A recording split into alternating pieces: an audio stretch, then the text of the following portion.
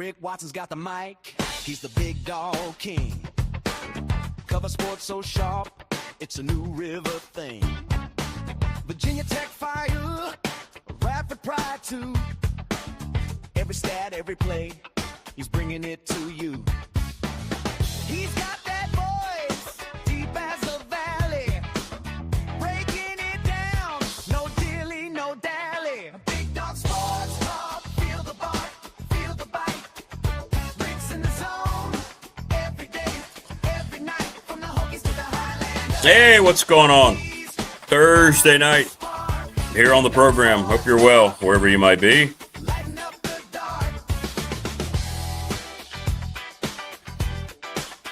We're popping right now. Join us, won't you? He's got the scoop. Hit us up in the McClellan chat room. Also on our professional door text line. From the courts to the fields, the stories unfold. Rick's play by play. It's been a very long week.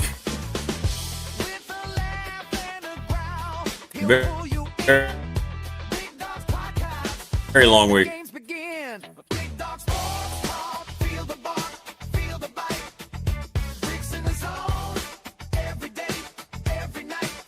I think our connection is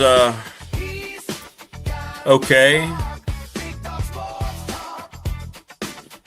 Get certain folks invited to join us here to start.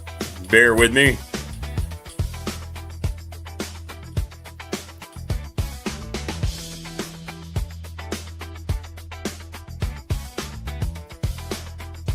We're going to talk about whatever. That's what we do here on Pop. There's no wrong answer.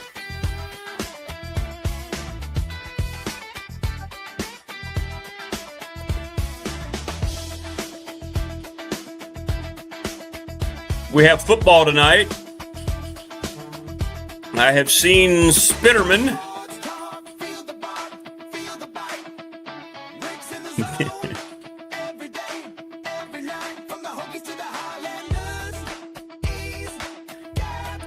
Brand new day is going to make maybe $2.5 billion before it's done, but we can still talk about the quality of the movie.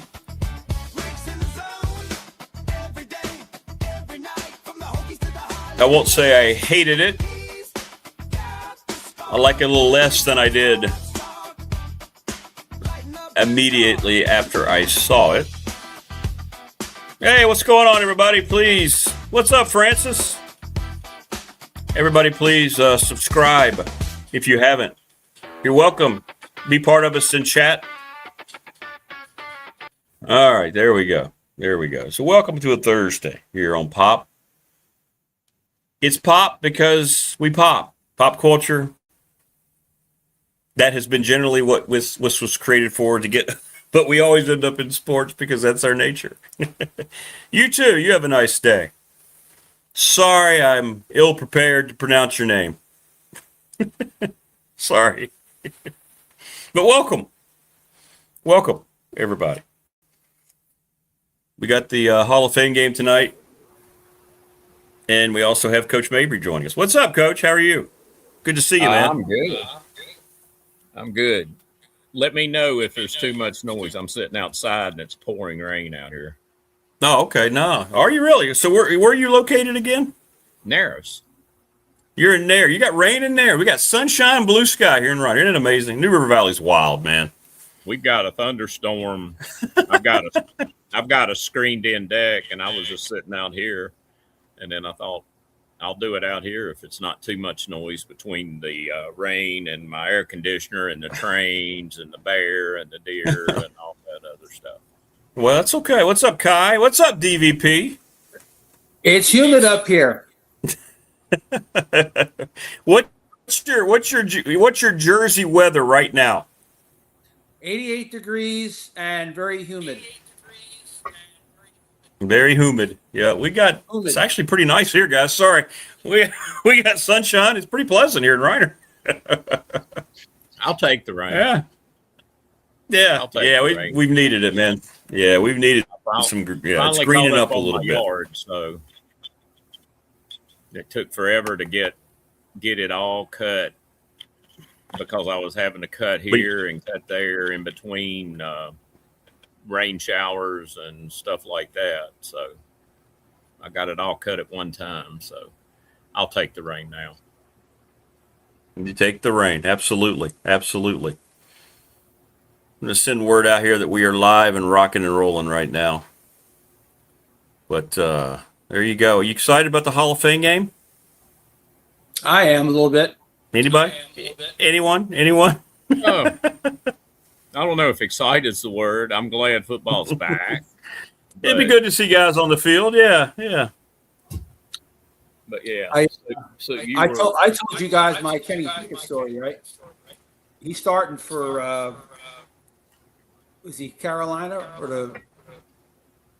Yeah. Who's He's Carolina? So this I didn't realize this is the fourth team already in 5 years after he left Pitt. But remember, he's the one who I was training in baseball until he was about, I don't know, end of his 8th grade or freshman year. A friend of a friend that set his father up with me, and he came in. They came in one day, and they said, "Yeah, I think Danny, I think we're done. He's going to focus on football." And I never saw him play football. And this kid literally looked like he was going to be a very, very good high school baseball prospect. And I tried to talk him out of the decision, and lo and behold, fast forward 7 years later, he's drafted in the first round by the Steelers.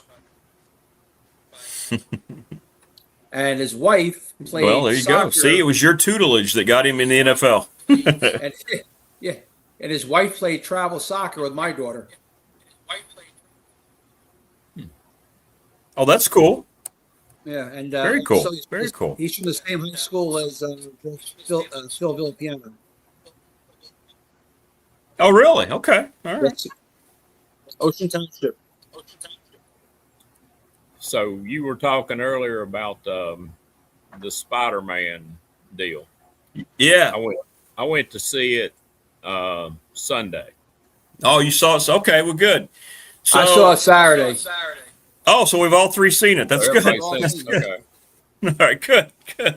So anybody watching? We want to do 1, 2, 3, and at a scale of 1 to 5, put up your fingers. Spoiler alert. Let me see. Let me create a little thing here, because I don't want to be that guy. I want to make sure we warn people. That's kind of the way this thing goes on other channels that I watch here. There's a lot of people may not have seen it. So Gwen Stacy all right, dies. so we're going to do the Green spoilers. Goblin threw her off the roof. That's right. Spoilers, by the way. But Gwen is dead. She is dead. Correct. She is dead. So we've all seen it. If you haven't seen it, I don't want to talk about it in generalities. So we've all seen it. So we're good. We're good. What was y'all's take? What was your take on it? I liked it. It was good. It was but I'm not. I got to word this right. I'm not hard to please. I walked out of the theater with Supergirl, and I walked out of the theater. I didn't think that was anything you could start a franchise on, but I also did not walk out feeling I'd been ripped off or anything either. Well, unfortunately, I didn't have to pay for that one, so I didn't mind that. But as far as that goes, I mean, as far as it's setting up, Doomsday and, including Jean Grey and all that mess. And you got to figure out, too, I know you're a reader. I am. Did you read at all comics at all? I used to read Cliff Notes. Okay. Cliff Notes on the comics? Cliff Notes of comics? That was ChatGPT back then, Cliff Notes. But see, I quit reading in 1975. So my version of the X-Men was, that original version, which struggled all the way through. And then afterwards, after I quit reading, when they added like Wolverine and all these other cats that I'd not heard of.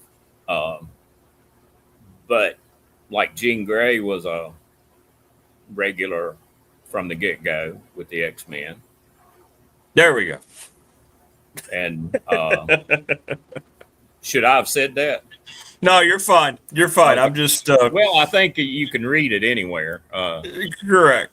No, I'm just talking about the movie because we're going to talk about the movie here. So, but I'll make it into a. I thought it was good. I don't remember when his aunt died. Did I miss something? When what now? When Well, his aunt died. Did she die in the last one? there we go. I don't remember. But Marissa But that was- Tomei Was is that- the was that MCU part of the version. multiverse thing that she had? Well, she was in the movie. Yeah. But you knew she because the times he went to the gravesite, you knew she was dead. Yeah, she I died. I looked at my She wife died. and I go, "When the hell? When did she die?" First of all, I thought Tom Holland was great. I thought this was by far his best Spider-Man. He felt like Spider-Man to me in this one. Finally, Well, I didn't really like the others. He looks like a mature man now. Correct. Hopefully that came out right. Yeah. But he doesn't look like a little kid. He looks like he took a Chris Helmsmuth cycle. Yeah. The horse shots or whatever. Yeah. But he was good. He was good, and He was good. playing He was around. good. It was about him. I liked it. trying Yeah. to figure out what they're going to do Yeah. with his web and all that mess. But see, that's the thing. for Yeah, I me, like Spider-Man- that was book. That was. Go ahead, man. I was just saying, Spider-Man for me changed so much over time from the time that I quit reading that, he became, I know he had a black costume at one time, and I know he was shooting web out of his body and all these other things that had happened later on. And hell, he probably died 15 times during that time. I don't know, but I think I said it last week. I can't keep track of all these multiverses. Yeah, I don't like the multiverse angle at all. There was a gimmick for the last one. This whole thing with Doomsday is going to be a disaster, in my opinion. There's 63 characters in Doomsday. 63 that we It's know going to of. be so. It's going to be Doomsday. That we that know we of. know of. Because I find it the way they That we know built, of. Right. the way they built that franchise, and you might disagree with me. I'm sure you probably will, but the way it was set up, Captain Marvel and the Scarlet Witch were basically the two most powerful cats in the whole thing. And now, Yeah. I don't think either one of them are going to be in the movie. No, they So- made the two women the most powerful. Yeah. Maybe they're going to resuscitate somebody. Like Jason Voorhees, bring him, hit him with a lightning bolt and bring him from the dead. Well, the part that I hated was the whole Jean Grey. She's misplaced in this movie. She has no reason to be in this movie. And then they made her into just the most evil character on the planet. She's just killing people for the hell of it. I don't know. Then they were doing that, is what David said. They're going to go to the X-Men as soon as Doomsday and Secret all that's over. Secret Wars is over. And I don't know why they introduced her this way, how she's going to fit back in.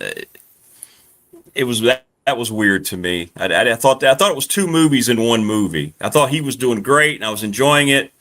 And then here she is. Why is Jean Grey in this movie? It never made sense to me. Still doesn't. But that's just me. But when I walked out, I was, like I said, it doesn't take much I'm glad to it's- please me. And I try Yeah. not to. I don't read reviews. I don't. No. I go see it. Yeah. Yeah. I go see a movie, and if I like it, I like it, and if I don't, I don't. And if I don't like it, I'm not going to bitch about it for, a month afterwards. Right. I'm like, Right. oh, it's like baseball. You hit 30%, you're doing real well. So, and I figure with the movies that I go to most of the time, I usually hit better than 30%. So, I like the one thing I liked that was just an entertain. They tried to entertain people. It's like they lost their way a long time. They got rid of all the political crap that they've been throwing into those movies, and this was great that it was just a there's a superhero movie, and I really enjoyed that part of it. To entertain people for a change was great. Well, I think the box office numbers support it because it was off the chart again. Last weekend. They said it's bigger than it's going to go. They're saying it could go $3 billion. Yeah. Yep. Bigger. They said it might hit $3 billion. Now I didn't think that when I walked out. That's great. I know. Me either. I said it was good, but I said it wasn't in-game good. Hell, in-game. No, it's a million times, and I watch it anytime it's on, which it's on at least twice a week. Yep. I'm watching. That's how you know when something's good. You like, for example, I probably watch Jaws 7-8 times a year. Oh, I love Jaws. Some of the Star Wars movies, right. or Endgame, or the Marvel movies. Yeah, if they were good movies, you'll go back and watch them. And my father would look at me and go, "It's not going to be any different." I said, "What else is on? I like this."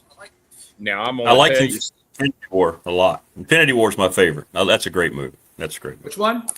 Now Infinity War, leading into Endgame. Yeah. Ooh. Here's a shot. Here's one that'll probably shock you a little bit. I've never seen a Star Wars movie. Wow, really? Well, hey, when it came out, I was 17 years old. I was pissed off at the world. I was a rebel. And they came out with Star Wars, and I said, "This is a damn Star Trek ripoff. I'm not going to watch it." And once I fell behind, that's fair. And then I started seeing all these people like really, really, really fanboying. And I'll be right back, guys. Y'all go ahead. I'm like, I'm not doing that. So the guy I work for travel baseball, he told me that once. We were driving down south for a tournament we were gone a couple of weeks, and we were talking about, I brought up Star Wars, and he told me that, and I said to him, "You're full of shit. Just no." And he said, "Nope, I've never ever seen a Star Wars movie." I never have. And at this point, I have no desire to see it. I've seen bits and pieces of, but I've never seen a Star Trek movie. I'm not as big. I wasn't as big into the Star Trek movie. I was raised on the show from the original run. From that point on, I mean, when Star Trek came out, I was 8 years old, 7 years old, 8 years old. And I thought it was the greatest thing in the world. And then they started showing reruns and everything. And I got into that heavy. And then, like I said, when they came out with Star Wars, and like I said, I had to be against what everybody else was doing. There we go. Whatever was the cool thing, I was like, nah. Just to be an asshole. Coach, you on Twitter?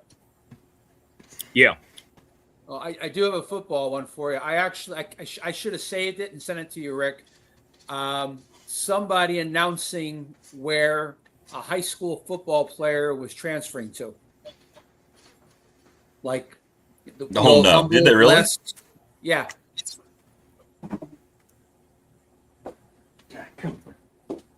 I was just talking about it with a coworker of mine. Like, up here, the powerhouses up here are the private schools up north. Right. And they all basically every year they're all transferring to one or they're going to the other, But now we're making our humbled and blessed announcements that I'm transferring to blank for high school football. Mm. The only thing they leave out is how much they appreciate their former coaches and the school they came from. They just cut right to the chase. And when he's humbled and blessed to now he's attending this school. Did you see the Purdue AD today? I heard something. What happened? He's the new guy, new AD. Yeah. They brought in, and he was talking, and he was talking about, we recruit winners, and we want winners to come here, and we're going to coach you up like winners, blah, blah, blah, blah, blah. And then he said, and if you don't want to come in with the attitude of a winner, then you just need to go to Indiana. Go to where? Oh, the Purdue moron? Indiana. Yeah. Oh, Indiana. I can't wait. By the way, response to that. They've lost one game. Oh, he's going to try to 2 years. 2 years. He's going to run up that score. I mean, yeah, what a moron. How do you go back to your office and have any respect from your department when you make 2 years and Purdue's won in the last 10? What a stupid ass comment. I was just like, wow, ineptitude by an athletic director. Who knew? Imagine. But now, was he talking about all sports or just football? He's talking about football. Okay. Football. Yeah. Football. Christ, they'd be lucky they could beat Rutgers. And I'm sure the Purdue coach was sitting there saying, "Oh Lord." He's been ripped too, man. He is. Yeah. Like, Schedule? like you set us up. Yeah, they play every year. Is that the old Oak and Bucket game? Which one is that? It's one of those. Which one is that? Let me look that up. I'm not sure. The Little Dwarf Award. It's something like that. I'm not sure which. I'll look it up here and see. It's one of those. Let's see. Oh, he's got a real barn burner the first game. He's playing Indiana State. I guess Larry Bird must be quarterbacking. Well, let's see. They played Notre Dame. It's the Shillelagh Trophy game. Yeah. Illinois is it is the old Oak and Bucket. Well, I pulled that out of the old rear end. I wouldn't have known. Job. Wait a minute. It's at Indiana too. Well, that's gonna be the old Oak and Bucket. Spread. Yeah. Ooh. They're gonna roll into Bloomington at about with about a 4-7. Yeah, that's not a smart thing to say. It's just.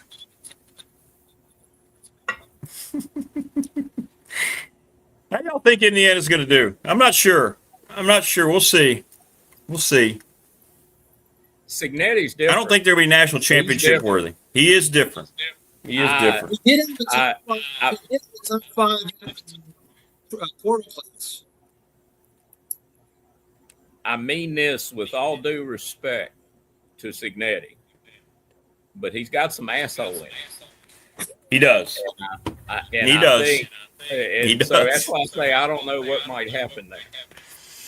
No, there's no question that he does. And I think he understands that as well as anybody around, too. Take the good with the bad. Some of the best coaches that I've worked with and known and think a lot of as, just in the world as men and everything else, they got a little asshole in them, too. Yeah. Yeah. Nothing wrong with that. Everybody's got to be a prick at some point. Well, that's why I was when the Giants look like they've got some pieces this year to be a lot more successful this year in the NFL than last year. But then they added the wild card recently. They're bringing back OBJ. They signed him to a 1-year contract. Now, I still have vivid memories of AB taking off most of his clothes and walking off the field at MetLife that day. The Jets game. Right. Wow. This is a real risk-reward decision by New York to bring this guy back to New York, I think. It's either going to. So they did resign. I didn't even see that. 1 year, $1.3 million he got to come back for 1 year. They think this is their year. The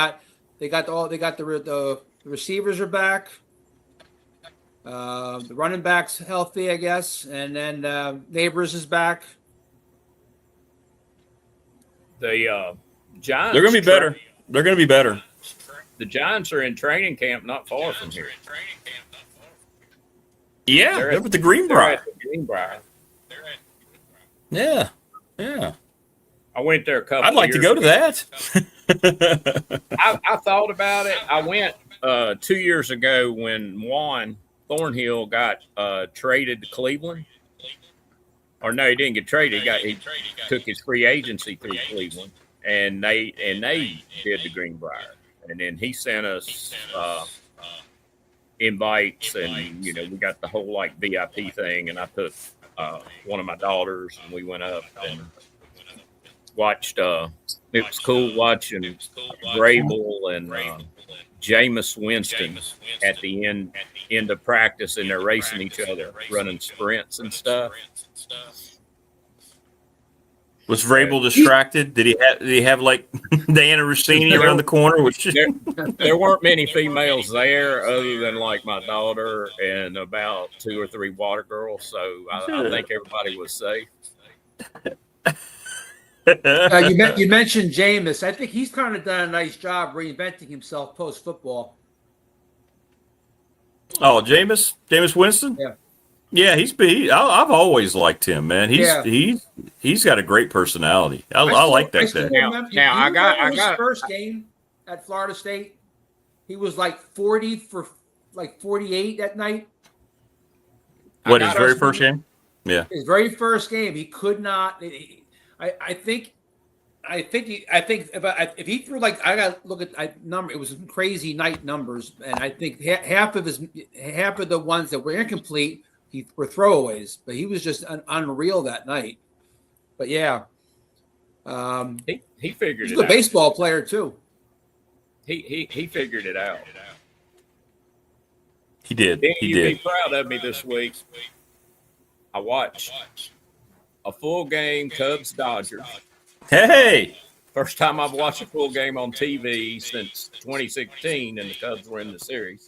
And then the next day, I'm working out, and I got my earbuds in, and I put it on Cubs Dodgers because they were playing a day game, and I listened to probably the last 5 innings of that. I hadn't had much to get excited about in damn August of the year for baseball in a while, between my Orioles and my Cubs. So. No, that's good. Yeah, this is going to be it for a while. Everybody enjoys it as much as they can right now because it's not going to be here much longer. It's going to be done in 27, I think. Don't think there's any going back. Baseball. And it's going to be a war. Yep. It's going to be a major war. And the thing is, they let it get to that point, and the old saying, you got to put the toothpaste back in the tube to get things to work right. And if I'm a player, I'm probably thinking the same thing they are, in that, wait a minute, you're paying all this money, you're putting out all this money, and now all of a sudden you're going to pull it all away. Yeah, pull it all away. On that end, but as a person that's watched a game and listened to a game on the radio in the last week, I would like to see them get it worked out, and I would like to see them, face it. NFL is the best league in the country and the second best league on the planet, just for the simple fact that it used to be a bad word, parity. And the parity came from the salary cap. And if you've got a team that sucks, you've got a chance every year, because you've got a chance to get free agency and hit free agency, and you've got a chance to draft and build your team up.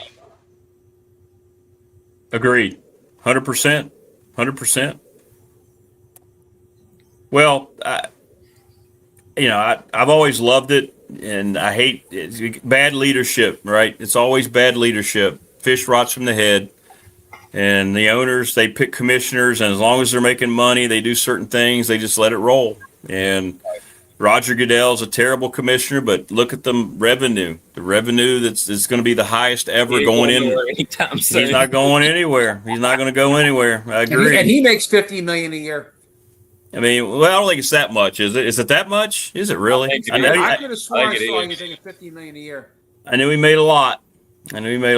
So I don't know. It's, but they don't care. They don't have the game, the best interest of the game. But hey, they're doing what they're working for their people and making the money for their people, and that's all that matters. So the best.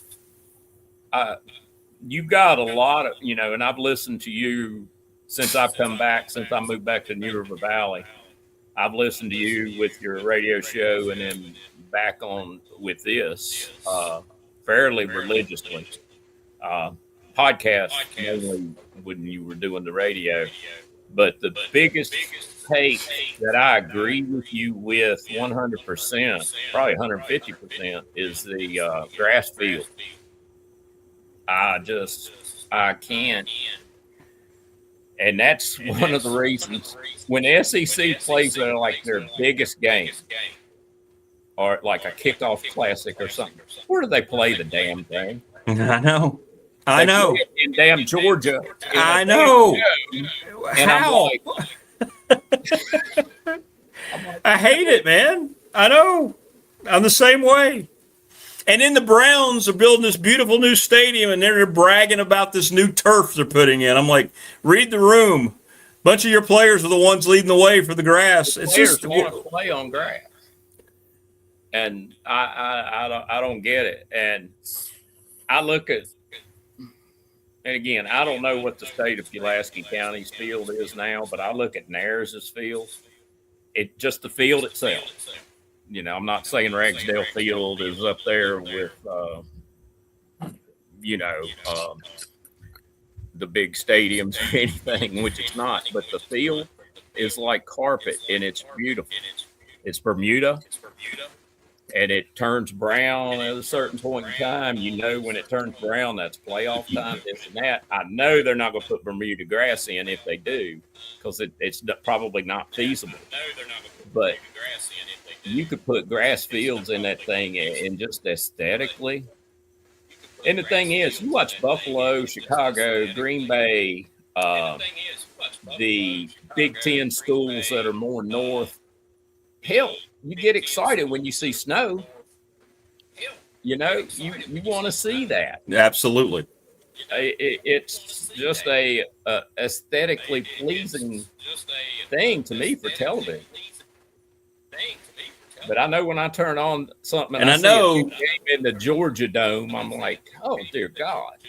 I know it kills it, and you're inside for one, and then you got that plastic. It just kills the whole thing for me. I just football's meant to be played on grass. I guess I understand some high schools committing to it, but I just hate it. I hate it. When they played that, for example, if you guys would think about this for a second. When they play these neutral games like the kickoff classic, like you said, is at the Mercedes-Benz Stadium. What's the alternative without playing at a college's home field that has grass? What's down there? Where else would they go? That's a good point. With Charlotte's turf, right? Yeah, it is now. Yeah, it was grass. It was grass. Yeah. Miami, you got to deal with the weather in August. At least you're not gonna have to worry about the other thing with Mercedes-Benz. You're not going to have to worry about the weather because of the dome. But they do grass. But here's the thing, though: they do put grass in there for soccer. Exactly. Correct? And that's the point. Yes, they made that worldwide known they were not going to come here and play on turf. And immediately they said, okay, well, we'll pay for it. Well, what about the guys that are making them billions, right? Question, then why doesn't they just stay and keep it grass then? Radford High School football is playing an inter-squad scrimmage at Huckleberry Park tomorrow, somebody in chat says. They're going to do it at 8 o'clock because they don't want to mess up their home field. Makes sense. Makes sense. Okay, thanks for the heads up. Go Bobcats. Yeah. I didn't realize on the Radford front, old Bobcat Stadium, which has so much history in it. I'm looking at Radford games from like 66 and 67 and 68 that I've dug up for my films and stuff. And I'm looking, and they're playing like Galax or Narrows, but they're playing at Christiansburg.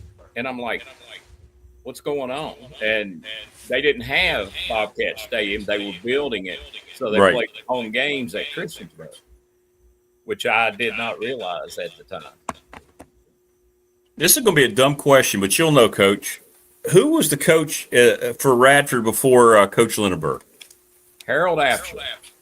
Absher? Harold Absher. Okay. I know that name now that you said. I couldn't remember, though. Dr. Harold Absher. Really? Cool. When I got hired, when I left from Southampton County to come to Narrows, Bill Pattison interviewed me, and he was just the AD, and he called Dr. Absher, and he called a principal at one of the schools, and he said, "This is the power of Bill Pattison." He said, "Hire him." But Dr. Absher was the superintendent of schools in Giles County when I got hired. Oh, that's cool. Yeah. But he was the coach, and he was very, very good coach. Those teams, I was watching, actually, you asked that, I was watching film this morning of the 69 Radford team, which was the year before Norm came.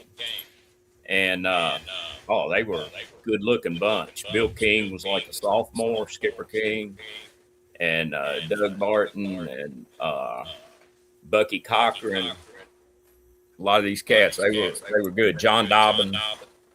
Oh, John Dobbins, yeah. He was a great player. It was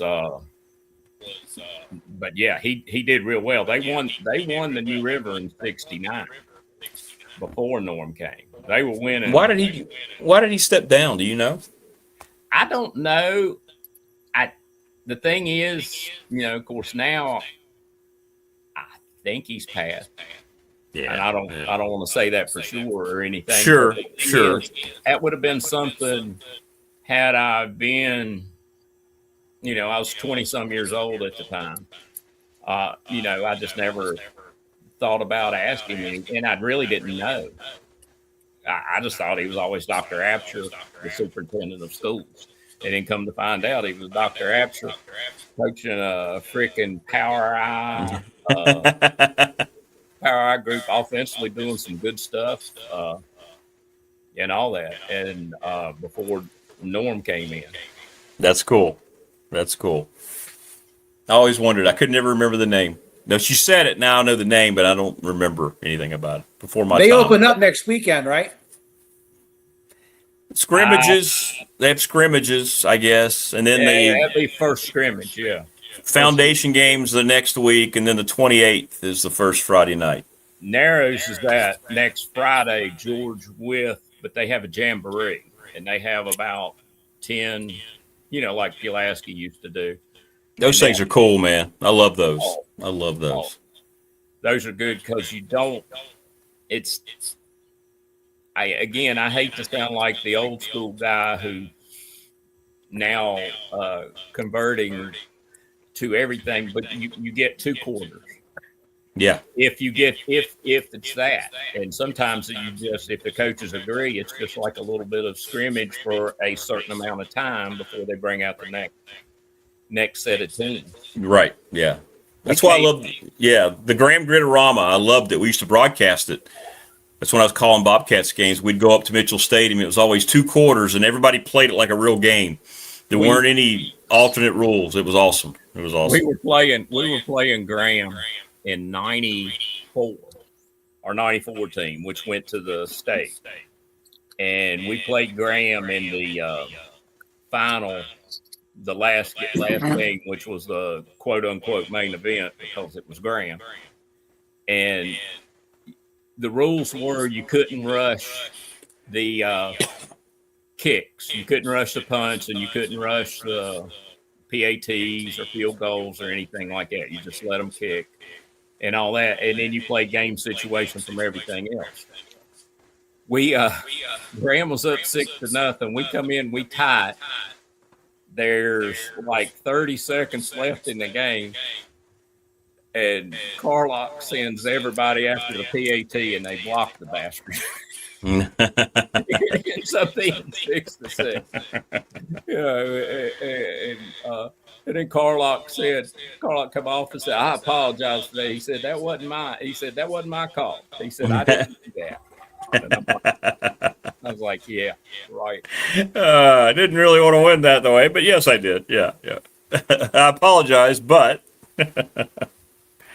that's funny. I think the thunderstorm has passed us now. We're still bright and sunny here. Did you guys see what they did to Romo? I haven't heard the end of it. No, I heard that he's suspended indefinitely. He got put on leave, but I haven't heard any final. Yeah, J.J. Watt's replacing him, and I was watching one of those in the gym. I couldn't hear, but like they're making it look like that they may not bring him back, and they owe him 4 years and $72 million. But chances are he's probably got something. They all have it. He's probably got something in his contract that this could have been a violation of his morals clause. Okay. Well, every professional contract has something in there about what your conduct off the field could actually impact your. Whether this, I mean, listen, he ain't the first, won't be the last one that's going to get a DUI. Right. That's in a morals contract. Okay, it's just a matter of, do they want to cut the salary or not? Yeah. Why? So, he's their guy. Right? He is. He's with Nance. It's the number one team, but you're replacing him with J.J. Watt. So where do you think Romo is going to end up if that happens?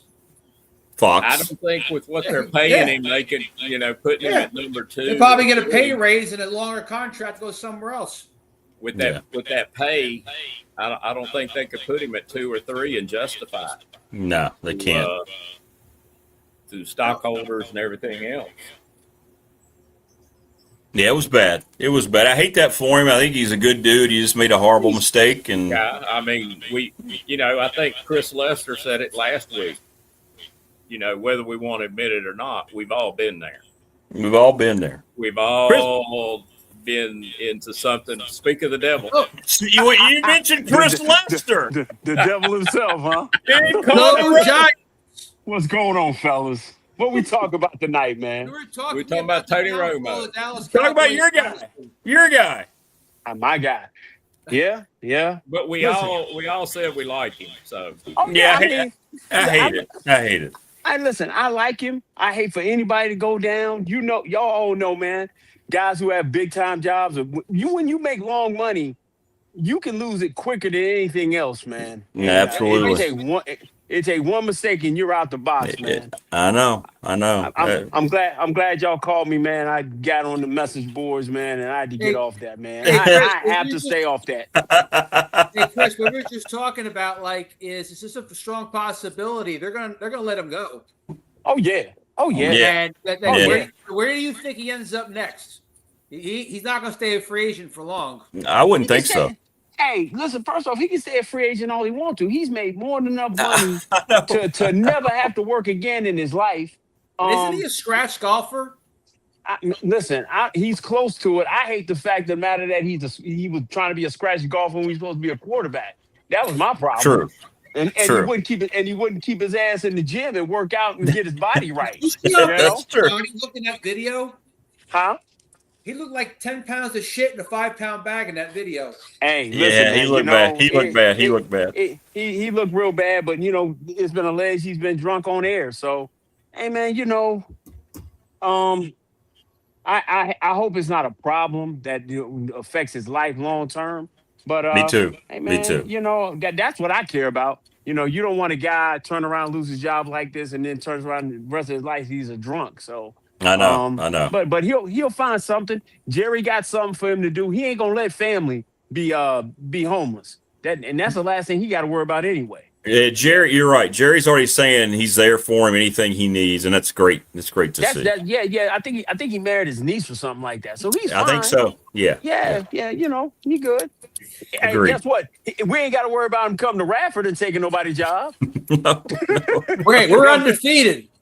Yeah, I know, but we still ain't got to worry about him coming taking nobody's job as an announcer. Yeah, that's what I worry about. I need my boy Rick. Rick employed. I'd love to have him. I'd love to have him calling soccer and basketball with me. That'd be great. Okay. We'd love to have Romo. That'd be awesome. Yeah. Now I hope he rehabs and does what he had to do. Like Puka Nacua, right? He had a serious issue and dealt with that. Yep. Go ahead, Rick. He dealt with it and he looks great. He's happy. I tell you what, I have a lot of respect for guys like that, especially your guy, Chris. I tell you, I'm about as big of a non-Cowboy fan, Dak Prescott fan as I can be, just because of the person that he is and what he dealt with and how vocal he was. And he took a lot of shit that he shouldn't have. Yep. And he said, you know what? This is my journey. I'm going to share it and help people. And he's done that. And I have a lot of respect for that. I thought that was – go ahead, Coach. I tell you something about Jerry Jones catches a lot of crap. And when I see him, I'm probably like, oh, God, the circus has started. But the positive I can say for Jerry Jones is when Dak held out the 1 year and they tagged him, and instead of extending, and that was the year that he shattered his leg in about 20 pieces and everything. And I was like, oh, I said, that ain't good. I said, now they can sit there and they can get rid. They don't have to do anything with him at all, and they don't have to sign that. And he paid him. And to me, I was like, that's pretty neat. I was like, I don't know, Coach. I look at it like, my bad, my camera's falling on me. I always looked at that situation. Yeah, like they said, I always looked at that as a catch-22. And I'm gonna tell you why I felt like that. First off, the Cowboys have never had any luck at drafting quarterbacks. Okay, if you go back and look at that year in 2016 when they got him, they wanted to get Fuentes' guy, Paxton Lynch, and he ended up getting They wanted. Hey man, I'm talking right now. They wanted to get Connor Cook. You remember that? They wanted to get Connor Cook. So they lucked up, and we talked about it on a podcast. He lucked up to Dak because he didn't even draft him. He was a compensatory pick. He was. So he was a compensatory pick. So he lucked into him. My thing was, I felt he should have signed him. I felt he should have signed him when the second year, when Zeke went out, they end up still making the playoffs and get him at a cheaper price. So Dak has always been with them all business. And when he broke his leg that year, remember, I think we were 6-10 that year, and we was messing around with, Cooper Rush and all that kind of mess. So he had to pay him. And so right now he's in a position where he's at the top of his game. He's 33, but the way the NFL, and because you're not going to be bad enough to hit one of those 5 quarterbacks we talked about before, you might have to pay him again. And we're looking at guys are playing to 38, 39 years old, and you get 4 more years out of them at a high level. That's the question now, Coach. Yeah, I agree. What's up, Morris? Morris. Your mic is muted, I believe. You're going to, I can't unmute it. You might have to. Now that Morris is here, I got to refresh my drink. Yeah. Can you hear me now? Yeah, what's up? What's up, Miss? Yeah, man, I messed around and got on the message boards, man, and man, God almighty. What's going on? Yeah, tell me about that. I'm always curious. You mean after the first day of practice already? Oh, yeah. Well, no, they're talking about the height weights and everything. And, and so, everybody's jumping up and down about, weight and people losing weight and the wide receivers losing weight. And, and it's, to me, Blacksburg is hot in the summer, man. And Losi probably ran the dog crap out of these kids, man. And, you're kind of like in the second year of a semi Mike Gentry type strength and conditioning program, and so they're gonna be stronger. They're all bigger. They're all stronger, and I just take things a little bit more personal because they don't know all the mental stuff that these kids go through. They don't know all that stuff. I know Rick is big on, hey, pay for play and stuff like that, but I've watched grown men lose weight worrying about a woman. Just imagine you don't know if you're gonna be able to, you know what I'm saying? Worrying about a damn woman, and you watching a kid who don't know what their college life is gonna be, their football life, they trying to figure things out. And I love the fact of the matter, and I've said this to y'all before. I love the fact of the matter that Franklin got him walking on eggshells. I love it. No, the mental part, you're right on, man, because we deal with it in our athletic department with our athletes. It's a big deal. We've got a whole staff dedicated to it. We don't publicize it, and we've had 3 young people in the last 6 months try to take their life down in our athletic department, and people don't understand those journeys and what it's like and what it is a real thing with this generation, Coach. You know that it's something. My son went through it. It's I don't know what it is. Rick, you know what? Go ahead, Rick. I think what ends up happening. I think because the lack of interaction with one another, like actually talking to each other, that kind of really hurt them. Now I don't know about you guys. I never had anybody, having served in the Navy or when I was younger, I didn't have nobody just jump up and say, "Hey, I'm thinking about leaving here." And my son battled with the same thing, just like your son, and he's doing great now. And it's hard, and I think it was hard. The hardest part for me was like, I took it personal, like, well, what kind of shitbad dad am I that my son want to leave here? That's the first thing I thought, bro. Like, am I terrible? Me too. I started realizing these kids, the one word that we grew up with, they didn't grow up with, and it's called no. They can't handle no. And work. I think they'll work. Well, no. And here's the thing. See, we didn't even have an idea what money was. Rick worked on the daggum farm. That's right. I worked right outside of Davidson College at a place called the Peregrine House. And when I thought I made $3 an hour, I thought I had made it. I was about to change the world. So now, absolutely. So now these cats, the first time somebody tell them no or some adversity, and they go into a shell. So it's people just don't understand that part sometimes. You did make it. You did make it, Christopher, my Navy buddy. Look at you now. You're smoking a big stogie. What is it, a Chesterfield? It's a Monte Cristo white. You are absolutely right. It's a Monte Cristo white. And I can't say Dallas. You got the Star City of the South behind you, Roanoke. Yeah. That's what it is. Only for you, Morris. Only for you, buddy. How was golf, Morris? How'd it go? It was hotter than a hooker at Fleet Week. That was Now that's hot. That's hot, Morris. That's hot. Very hot. Mm-hmm. Yeah, it was hot. I played pretty good. I had some bad shots, good shots. You know how it is. Well, we don't play. We play so that we can get on 16th fairway where our house is right behind us, and then we can come over on the fridge on the back and get multiple beers. Oh, that's even better. That's what we play for. Oh yeah, Can we make it to 16? Make it to 16, baby. Make it to 16. Beer hole. There we go. Yep. You'll see if you and Jenna come down, Rick. We'll go around the course. That's like everybody tells me, I can't play golf. I said, can you ride in a cart and drink beer? You can play golf. You can play golf. You can play golf. So Rick, man. Go ahead. Yeah. No, go ahead. My question for you, because you're such a movie guy, right? Yeah. And I don't, and you've already got me almost not ready to go see this Spider-Man flick, but I'm going because my it's son's worth taking seeing. me. Okay, because my son's taking me for my birthday. That's sweet. Yeah. He's taking me for my birthday. I'm real specific with my children. I'm pretty sure all you guys are too. You tell them what you want. You don't give them the opportunity to figure it out. This is what I want. No. This is what we're gonna do, and things of that. Let's nature. go. So, let's go. Let's go. So I got him. That's always a problem with kids, isn't it, Chris? You give them a crossroad and they'll take it. Oh yeah. Well, I didn't know what to get you. That's what they'll do. I didn't know what to get you, so I make it real easy. Sorry. Now. Yeah, I'm sorry. I didn't know. So I'll make it real easy. Either give me money, go with me to the cigar shop, or take me to somewhere I want to go. And that's how it goes now.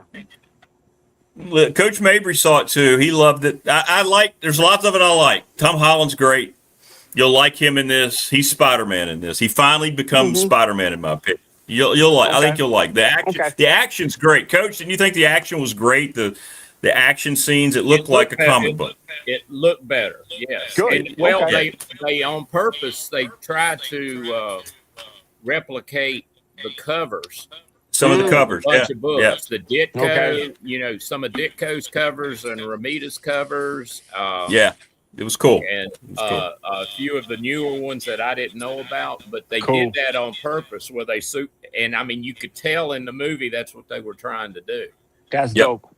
When I found out Rick was a comic book guy, I was like, this guy is really cool because comic book guys are just so cool, man. I just didn't have the patience for it, but that dude, cool dude, man.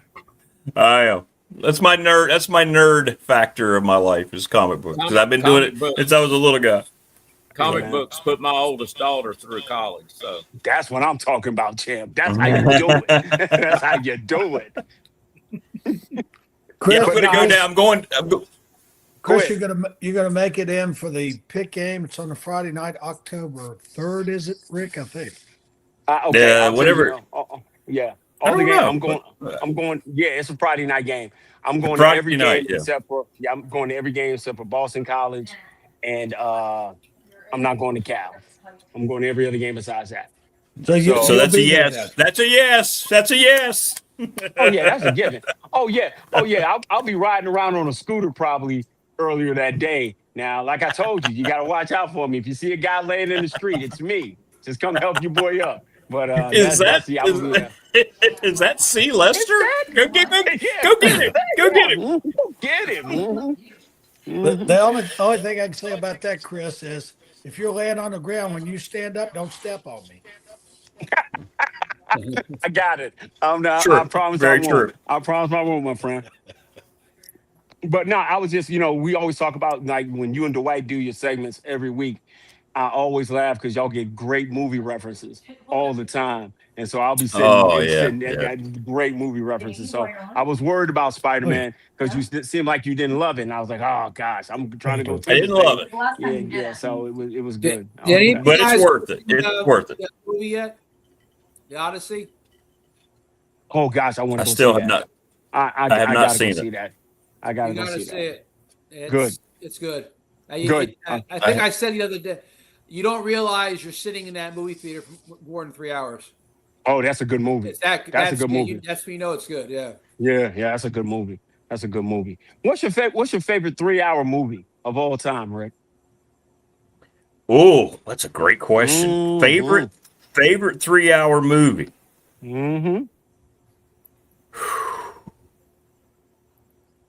3-hour movie. Don't tell me Schindler's List. That's a good one, see? Come on. You know what I like? I like the Lord of the Rings trilogy. How about that? Very good. Very good. Very good. Very good. That's a good choice. Come on, Coach. I've got two. I did. I like it. And it's gonna show my age, unfortunately. But Endgame. Oh yes, sir. Yes, sir. 3. Yes, sir. And the other one, which I'll lose some of you here. We'll probably lose viewership. Gone with the Wind. Okay. Not that you're gonna lose viewership. I just never watched it. You know what I'm saying? I haven't either.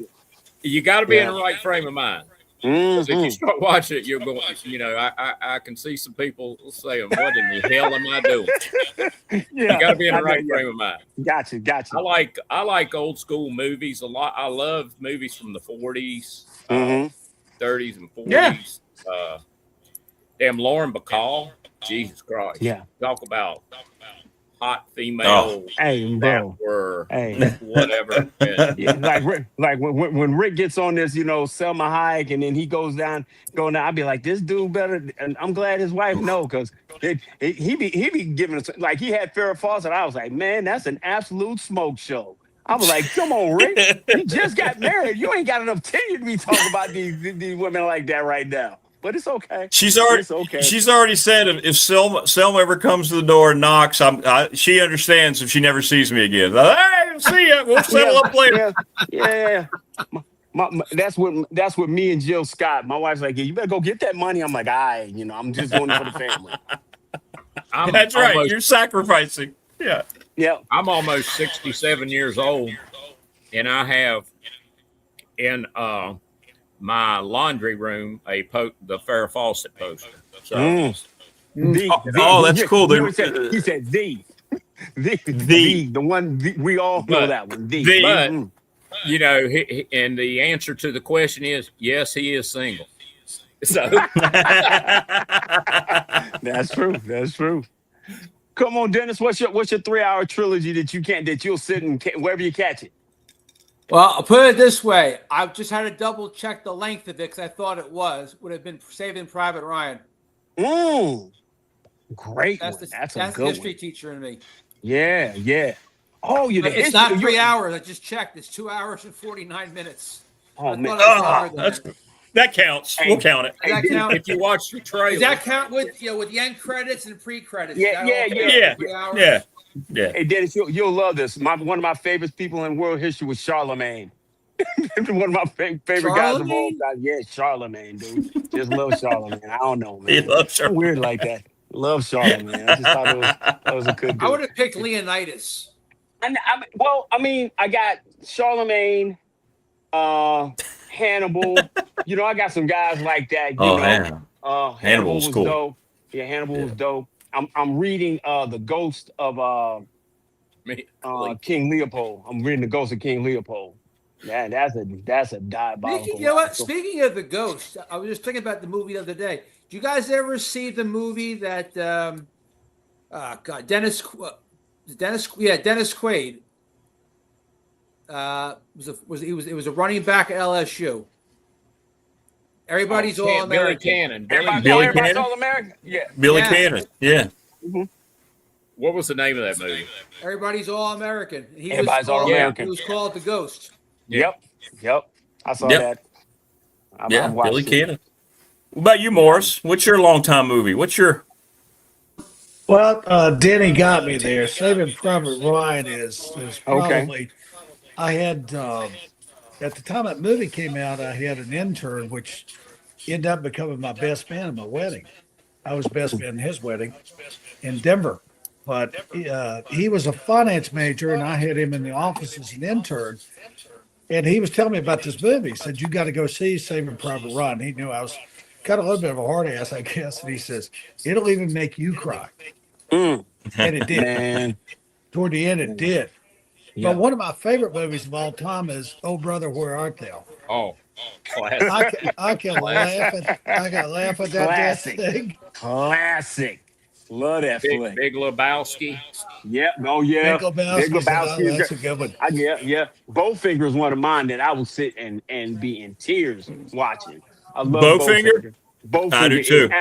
Absolutely it is hilarious. That's the one. I love that movie. I just watched it last week. Chris. That scene of running across the highway, man. No, you don't look scared enough. Yeah, it doesn't, dude. I love both. Oh, I do too. It's brilliant. It's well done. It is, and Eddie is great in that movie. He is great in that. He's so good in that. Yeah. My 3 hour must watch, man. Is I got two great guys in it, and they just shape so many different sayings out of it. Is Heat. I love Heat. I love watching Heat. I watch it anytime it comes on. That's one. But I love the Lord of the Rings trilogy. I'll sit up and watch that.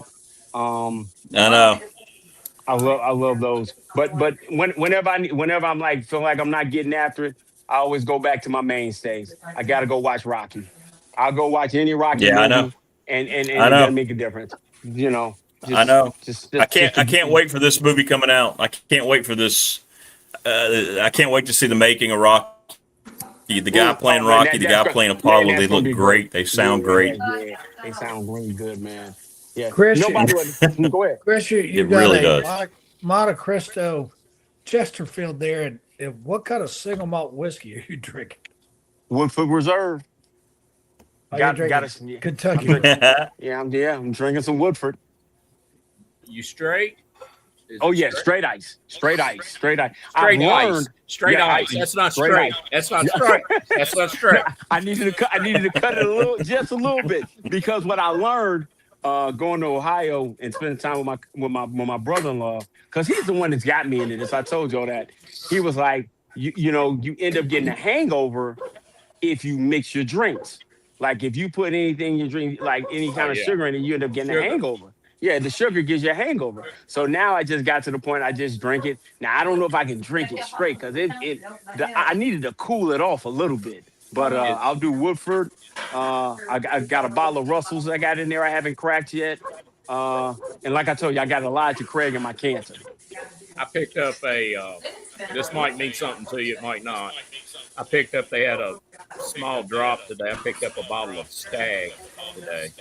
Very nice. Very nice. I like Stag. Now, the thing with the Stag, I won't do it in front of anybody, but I'll definitely probably have to put an ice cube in it because it's about Yeah. Well, listen, got Coach, 107 proof. Hey, Coach, listen, if you put an ice cube in it, I won't tell nobody. You still my hero.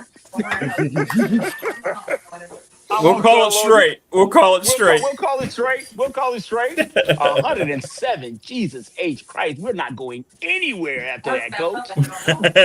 We're not going anywhere but to sleep. Boys, I'm headed back to Virginia tomorrow.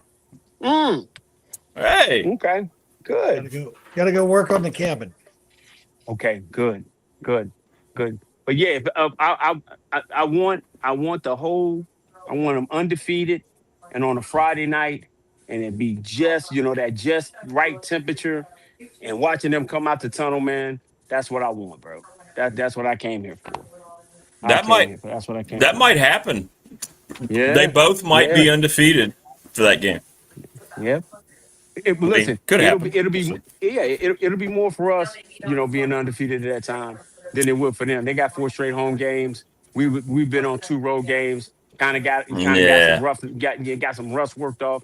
We'll be good to go. When we were in Virginia this last time. I watched. It's could happen. That'll be awesome. Like I told Rick and Dwight Vick, I said that they better make the ACC championship and win, and they better make the college playoffs. I will sell all my memorabilia shit, and I'm moving to Charlottesville. And I'm going to get counseling. I'm going to get counseling from Dwight Vick because I'll need You've bought in. You've bought in, baby. Well, I think Andy got us at 7-5, and the only thing I didn't understand was, for me, you went 7-5 with you went 7-6 with a subpar offensive line, and with a quarterback that I love his family, but he's going to go down in Virginia Tech history as probably in that tier of guys that we like. We don't want to remember, the Grant Wells and people like that. Great kid, just not a lot of things around him. And they tried to put a round peg in a square hole with his game. And I think that's crazy. So I just keep thinking Ethan Grunkemeyer was the only guy that made Kurt Signetti sweat all last year. He was the only guy that made him sweat. Yeah. If Cooper doesn't make that catch in the back of the end zone, all this Signetti's great stuff goes out the window. Yeah, Grunkemeyer had that game won. Yeah, he had that game won. Cooper made a great catch. Becker he did, and Cooper man. made great catches down the field. Grunkemeyer played a great game.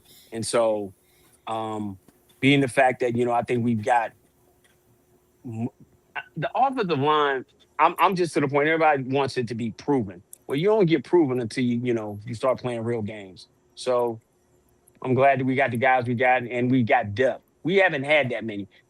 We didn't have 10 offensive linemen that we could line up last year. And you got another 6 to 7 that's sitting in the background waiting to be on the third team.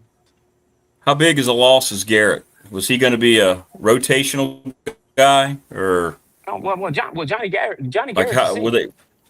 Johnny Garrett's a senior. But how? But he's out. They just announced he's out for probably the year. So what do you think? What do you think? I don't. Okay, so I put it like this. I love Johnny Garrett. I think Johnny Garrett's a really, really good player. But I think Justin Terry has got more upside. The Cunningham thing at right tackle, because he's one of the most athletic guys out there. I think that's big. But I don't think Howland not having you couldn't put Howland in the first string of guys, and he hadn't played at all spring. Does that make sense? Yeah, yeah. So to get him up to speed, yeah. So to get him up to speed and get him going and things of that nature, I think Howland will make a push. But for us to get to where we're trying to get to, let's be honest, fellas. If everything goes right, we're trying to get 14 games. We're trying to get 14 games.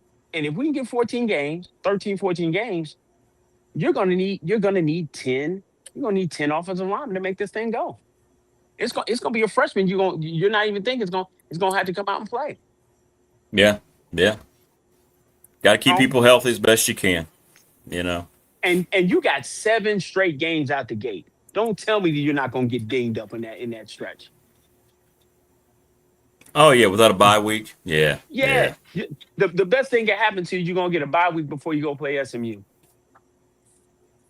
So I don't know, man. I like the depth. I'll get a chance to see it when I go up there. You know, I'm excited. Chris, did you get your bus situation worked out? Oh, we just trying to put everything together. We're gonna put it out. Well, basically, we're gonna put it out for all the families when we come for Family Day. So when we come out for Family Day, we'll let people know that we had that available. Matter of fact, thank you for reminding me of that. I gotta send that to her. I ended up getting 2 new opportunities. Two new business opportunities. One, I'm gonna be dealing with solar panels, and another one, I'll be going back and doing financial planning, doing more investments in insurance. So I had that hit me on my birthday. So I've been kind of spinning a little bit. Fall camp happens. The Cowboys go to practice, start going to camp, and then I get all that. And on top of my birthday, coming hanging out with y'all is the highlight of my week. Well, good. That means a lot. There we go. There we go. We do what we can. Man. We do what we can. Oh no, y'all do really good, man. You do really good, man. Really good. So, hey, Rick, I don't mean to dominate. How did you meet Phil Steele, man? I reached out to him. The first year, the first show was 2001 on the radio, just on the radio show, and I was already a reader of his magazine, and I just did some questions. We were a Fox Sports News affiliate at that time for radio, Fox Sports Radio.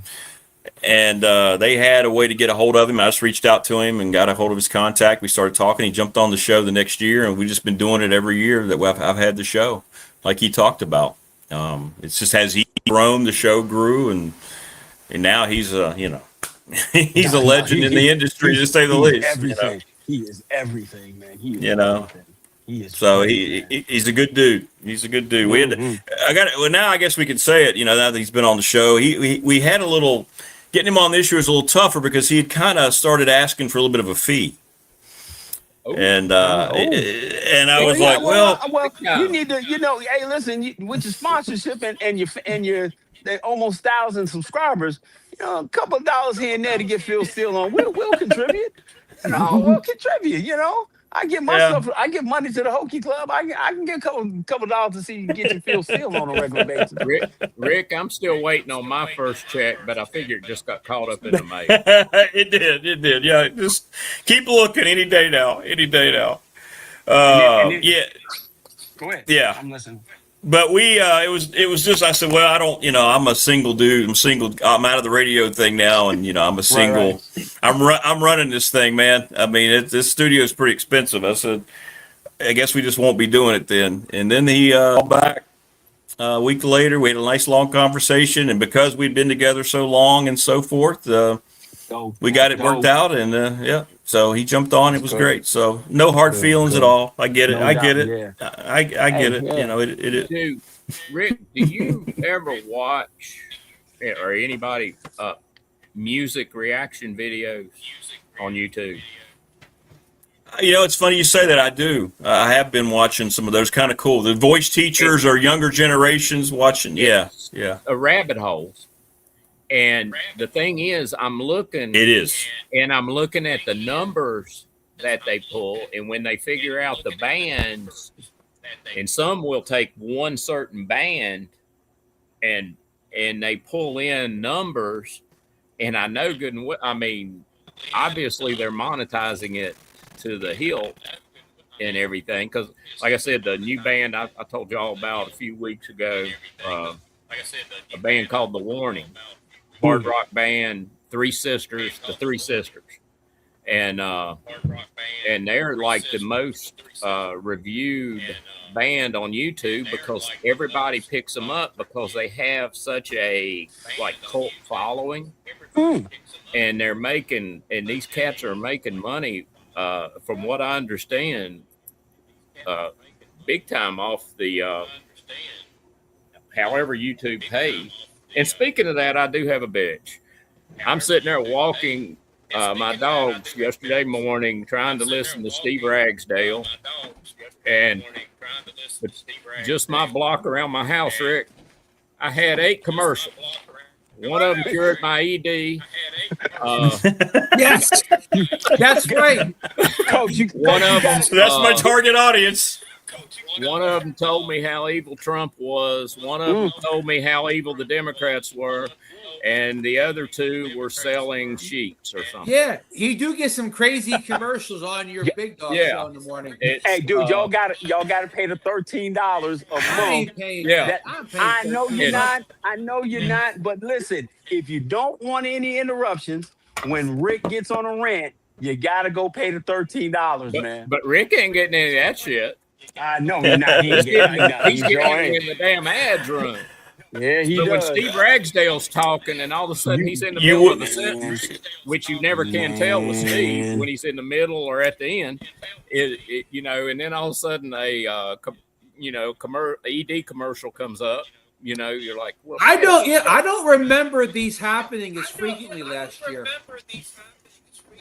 The commercials. Yeah, Wayne's right. You can eliminate. And again, I'm not asking any of you to do this, but if you join for $2.99 or whatever it is, like if you're green here on this side, Chris, then you don't have to deal with it. But if you don't, then you have to deal with it. Okay. But I'm not asking anybody to do that. Wait a minute. Wayne's sitting here saying $2.99 or $6.99. Mm-hmm. Well, there's a damn $4 difference there. Yeah, I don't know. That's a double cheeseburger. I'm on YouTube so much. That's why I got the one that's for 13. So that's I watch so much stuff. I've got my own YouTube page and everything. But yeah, Chris Lester, you got to check it out if you want to see some old time high school football from Southwest Virginia. Oh, it's great. Okay, it's great. 3 Rings football, and it's not Eastern Shore, it's not Allen Iverson and all that crew. It's over Southwest Virginia. And kids I coached, Juan Thornhill at Alta Vista, and then I go all the way back to the '60s with area schools and stuff like that. Just trying to capture. I found out I discovered. John Dobbins at Radford High School, graduated in 1969, and I'm watching his film from 66, 67, 68 at Radford High School. He was the first black scholarship athlete at Virginia Tech. I'll subscribe later on tonight, my friend. Yeah, give me a subscription. I will. I definitely will. Yeah. And you can watch a bunch of slow guys play football, and we love it. Yo, it's a good site. I've seen a lot of people in the past that I remember of what he's posted. It's awesome. Sydney Snell, who played wingback at Tech on the Bill Dooley teams. I coached under Mike Sharness, who was the starting safety on the 1981 Peach Bowl team for 17 years. He intercepted Jim Kelly in the Peach Bowl. Okay. I've I actually found that game and put it up on my site. That Peach Bowl. Kurt Gowdy's doing it in his final year. The great Kurt Gowdy. Kurt Gowdy and Hank Stram called the game. Hank Stram. Matriculating the ball down the field, gentlemen. Oh, those Chiefs! When I was growing up as a kid, and again my age showing, I always watched the early game was the AFL game, Right. and then the early game was the NFL game, and the AFL game was the late game was the AFL game. So that meant I was probably watching the Raiders. Mhm. And Daryl LaMonica was the Raiders were always throwing the flipping vertical. They were going 9 routes on everything. Yep. To Cliff Branch and Warren Wells and Bolitnikoff and all those cats, Jesus. and the Chiefs doing all that funky stuff and running some shotgun, which you had never seen before, and all that. So Landry stole the shotgun from the AFL. I don't think so. Landry was so innovative in stuff he did. I don't think he stole. Hank Stram. Now Hank Stram he was very offensively innovative with the stuff he was doing, and then of course the Jets were throwing about every other down. That's true. Those, years of the AFL with Namath, he was just cranking it deep. And I'm still pissed off because they merged. Why? Tell me why. Tell me why you pissed off. Tell me why you pissed off. Tell me why. Because to me, there was a mystique for the same reason that Rick Watson is pissed off that they play interleague baseball. There was a mystique about having an AFL and an NFL, and you debated the whole time what league was better. What league was better? And then when they met, they were meeting for the first time. Yeah. When they played in the Super Bowl. Now you can play a Super Bowl, and they might have played in Week 7. And the same thing in baseball. Baseball, that's what made the World Series to me was, you played a team that you didn't play every day. You never played them before. Yeah. I mean, it's nice. It's neat seeing the Dodgers play the Yankees, or vice versa, wherever they're playing at. But yeah, because I also have a real gripe with with baseball. Actually, it's all the pro sports. You look at teams that win their divisions. It's not like college. Like you could have 4 losses overall in in the ACC football, and then you won the ACC because you only lost 2 games in ACC play.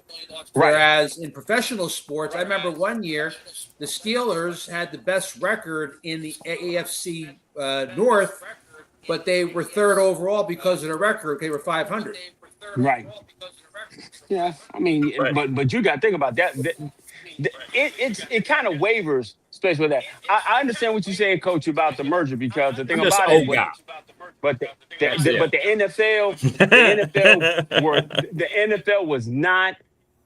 The NFL wasn't bringing African American players into the league like that. It's like 1 or 2. I was going to say the same thing. The AFL was. They was bringing them. The Redskins were one of the last. Come on now. So you would have never got Buck Buchanan. You would have never got those guys had you not had the merger. You know what I'm saying? 100%. 100%. And Bill Nunn was, he changed the world when he went and turned around and got Joe Green and Mel Blunt and all those guys from the HBCUs. So, How do you think this is? And I haven't read a lot. I mean, I've read millions of things, but nothing really explained it. When Pete Rozelle tells the Colts, the Steelers, and the Cleveland Browns that you're going to the AFL.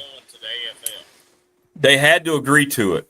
I have several books on the AFL. They were not just okay. They got the owners got an incentive with the city to do that. So there was a financial gain, but they decided they weren't forced to do. Like the owner would have said no, they would have gone somewhere else. But they were highly encouraged because they wanted the thing to be a financial success, and they knew it wasn't going to balance out. So they all had to agree to it before they did. That was it. Yeah. Okay. So that's how they ended up in the AFC. Yeah. And And I was a Packer fan growing up, loved the Packers and everything. But like I said, I love watching the AFL. And I've had probably my biggest football hero of all time was Bart Starr. And I got to meet him. Right. You told and us everything. But where I was just completely ready to piss my pants when I met somebody was at I went to Starland Arena in Roanoke, Virginia to see wrestling. And I snuck down as a kid, and I met Ernie Ladd. Big cat. The cat. The big cat.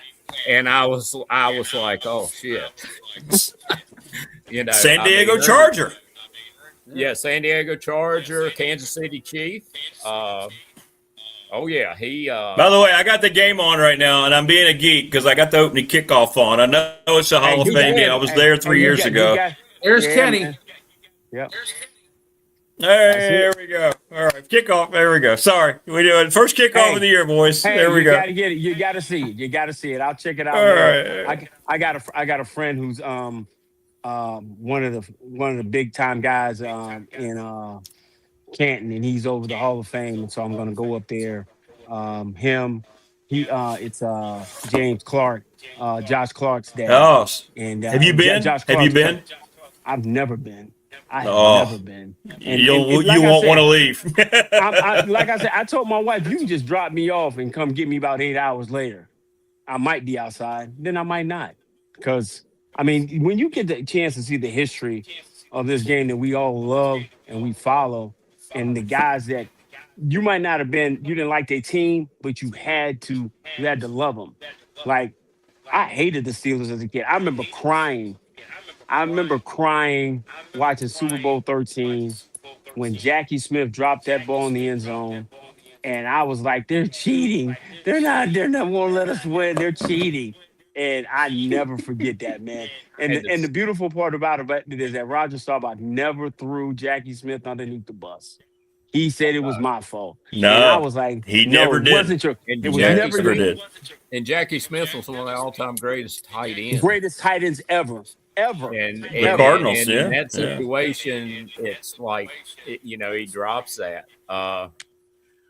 This is Vern Lundquist, by the way. He's the sickest man in America. Man in the world, man. In America. Yeah. Dude, he catches that. They beat the Steelers. They had figured I out agree. they were going to beat them. They were going to beat them. Can we talk about this? Can we don't have any Steeler people here, do we? My dad, God rest his soul. Uh-oh. All right, you were the team of the 70s, right? Let's go through the Super Bowls, all right? You beat up on Minnesota. What was it? 16-9, 16-7, whatever it was. Yeah. Outside and in then the rain in the all right. Outside in the rain. Outside in the rain. Bicentennial Super Bowl. Chris's Cowboys. Lynn Swann. The better catch, by the way, was the catch by the sideline. The one where he made over Herb Washington when he got both feet in. Yep. Mm-hmm. Yep. That was better than the bobble at midfield. Yeah, and it wasn't you won it 21-17. 21-17. It was not, no. And then Jackie Smith, 35-31, I think whatever it was, should have lost that one. And the Rams had them beat. People forget. Vince Ferragamo. He had Billy Waddy 10 yards in the end zone. He had him, Rick. They had him. Vince Ferragamo. And he goes, oh, here, Jack Lambert. Let me throw you the ball instead. Let me start some controversy here. Rick. Steelers were very lucky. Did Butch Johnson make a catch for the Cowboys? No. Yes. He did not. Yes. He did not. He crossed the goal line. He crossed the goal line. Listen, I'm going to be totally honest with you. It wouldn't have mattered. Because Randy White and Harvey Doomsday. For this moment right now, it's good. It's good for me. Doomsday. Doomsday was. We're talking about Myles Garrett and Aaron Donald coming back. Poor Craig Morton. Man, Craig got his head, and that's when you could really hit a quarter. You could really hit a quarterback. And man, that defense was, oh my God, 8 turnovers. in that game. Yeah, man. It was Still a record. yeah. But I'll put it to you like this. It was the prettiest drop. It was the prettiest drop call touchdown of all time where Bush laid out and got that one. I'll give you that Of all one. I'll tell you like that. There you go. The pretty play was the Robert Newhouse little toss, and then he hit sir. Golden Richards down the left. That Yes, was sir. a beautiful. Yes, that was sir. a nice Oh, throw. Yeah, Great yeah. play. Great play. Yeah. That's when I became a Cowboy fan. I sitting there watching football, and that's when I fell in love with the Dallas Cowboys. That game right there. That's when I fell in love with them. So, I've had the Yeah, I opportunity. get it. I get it. My Cowboy Yep. story, as far Give it as to- my leanings toward Dallas, was in 1968. Wow. The first football game I ever remember watching on television was the Ice Bowl. And I watched that. And Yeah. of course, automatically, as a kid, whoever's winning, that's who you usually line up with. Yeah. And so I became a Packer fan. Well, Gotcha. my neighbor, 4 houses up, Dennis Harmon, he was a Cowboy fan. Don Meredith, Yes, sir. Lance Dandy Don. Rensel, Yeah, all those yeah. cats, Dan Reeves, Yes, all sir. them. So we go to the bus stop. We had to all walk to a central bus stop and wait on our bus, and we start arguing about shit and arguing about everything. And I'm sitting there, and we had been out of school for a while, a couple weeks, and Green Bay had won the title and everything. And but we're sitting there at the bus stop, and we start fighting. And Dennis, my buddy, Dennis Harmon, calls me every name in the book. Absolutely. And I mean, just like Fart Star, he used to call Fart Star. Said Fart Star, and just I'm tired, Yeah. It's got to come to blows then. It's got to come to blows. You can't say F my quarterback. You know what I'm saying? And we're like 8 years old, and for however long we rode the bus, it was constantly an argument. And then Green Bay dropped off after that, and of course Dallas started winning the big games because they were labeled as the team that couldn't. The team that could next year's champion could never win. And when Jim O'Brien kicked that damn field goal when the Colts played them, oh Lord, I ripped him a new one. 71 or whatever. And it just became natural to hate the Cowboys. And of course, I was a Packer fan. And hey, listen, Landry had some pressure on him because he kept getting great players. He was so innovative. He never whipped Lombardi, and that was his time to just kind of take it on. And like I said, if you think about it, if Bill Nunn doesn't go and get those guys, because dude, Donnie Shell, Mel Blount, Joe Green, L.C. Greenwood. Dude, they changed football, man. The white. They did. Dude, they changed. Jack Lambert. And I'm a Cowboy fan, and I just have to revere and respect those guys because they beat my team every chance they played them, man. It was so fitting for Larry Brown to get those 2 gift interceptions and beat the Steelers in the Super Bowl. I know. That made my life. Yeah. And I just saw him on TV, the NFL Network, but everybody was been bagging on Mike Tomlin, like friends of mine, about the Steelers, and the guy never had a losing season. You know what? I've got a cousin of mine who hates Mike Tomlin and feels like Mike Tomlin, underachieved with those teams. And I think that's what my friends say too. Yeah. Yep. But he never. Here's the problem. Outside of the Packers, the Cowboys, and then now you can say the Chiefs. The succession from your star quarterback to the next guy is so hard because you don't want to sit him.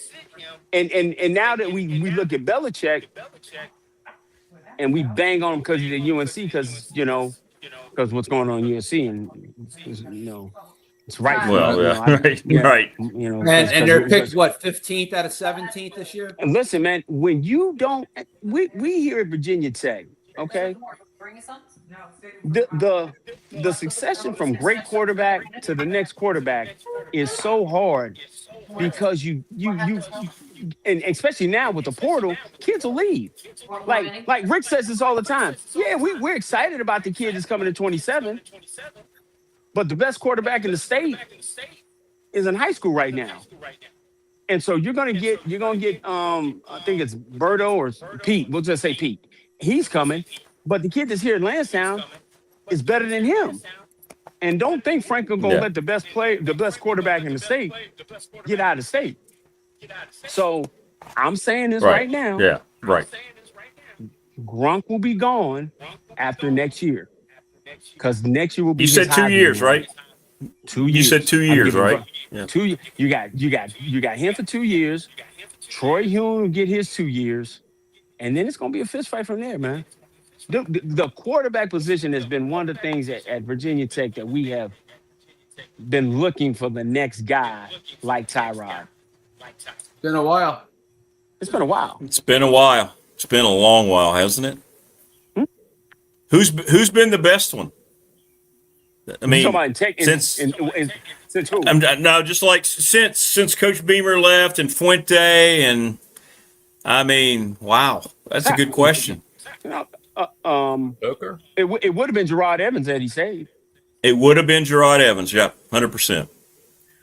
Where'd he end up going? Easy, yeah. Pro, well, no. That's one of the worst decisions ever, man. For a guy not to turn around and just come back and play. If he comes back and plays, all he had to do. That's all he had to do, right? All he had to do. He had to come back and just play. So you had Tyrod, and I think Logan Thomas was after Tyrod, right? Or was he before Tyrod? It was after, right? After. Okay, so you got Tyrod. He was after. Logan Thomas. He was after. Gerard Evans. Yeah. And since then, it's gonna go. Listen, man, Rick, I'm gonna tell you this. You are gonna get it right. Pleased. You're gonna be so pleased with Mr. Grunkemeyer. You're gonna. I know. I love him. I already liked him, so I can't wait. I think he's gonna have a great year. I do. He is. He's good, man. He's good. That kid has got it all. He's got it all. Leadership. Poised. Yeah. Poised. Very poised. He's going to get the ball out, man. I'll tell y'all a quick story. So they're conditioning, right? So they're about done. And Losi says, "Hey, we got to do one extra one." This kid stands up and says, "Hey, fellas, it was my fault." The kid said, "Hey, man, I can't get mad." He stood up and took count for it, and they rallied behind him. That kid is gonna be special. He's gonna be special. It reminds me. You said, yeah. Go ahead, man. Chris. You said that Landry never beat. Listen, Lombardi. as far as I can remember, I don't think he. Well, when I was looking back, Lombardi went to Washington. Lombardi went to Washington, so Landry didn't beat him there. That don't for 1 year. count. I don't know that. For 1 year. Yeah. For 1 year. Yeah, for 1 year. That don't count. Listen, man, he kept Don Meredith and all them guys out of being the National Football League champions every chance he got. Every time. And Landry was trying to get him. Remember the year before the Ice Bowl? I think he was somewhere else, and he beat Don then. But man, listen, those Packers teams, man, I hate the Packers, man. But from Lombardi, and I really hate Aaron Rodgers. Man, I can't stand Aaron Rodgers. That third and 27 pass down the sideline, Coach Baber. Yeah, I was gonna ask you guys about him. If it is his last year. Yes. It needs to be. It needs to be. He can't move. He can't move his feet. He can't move. He can throw the ball, but he can't move. And he can't move. They're just going to send heat.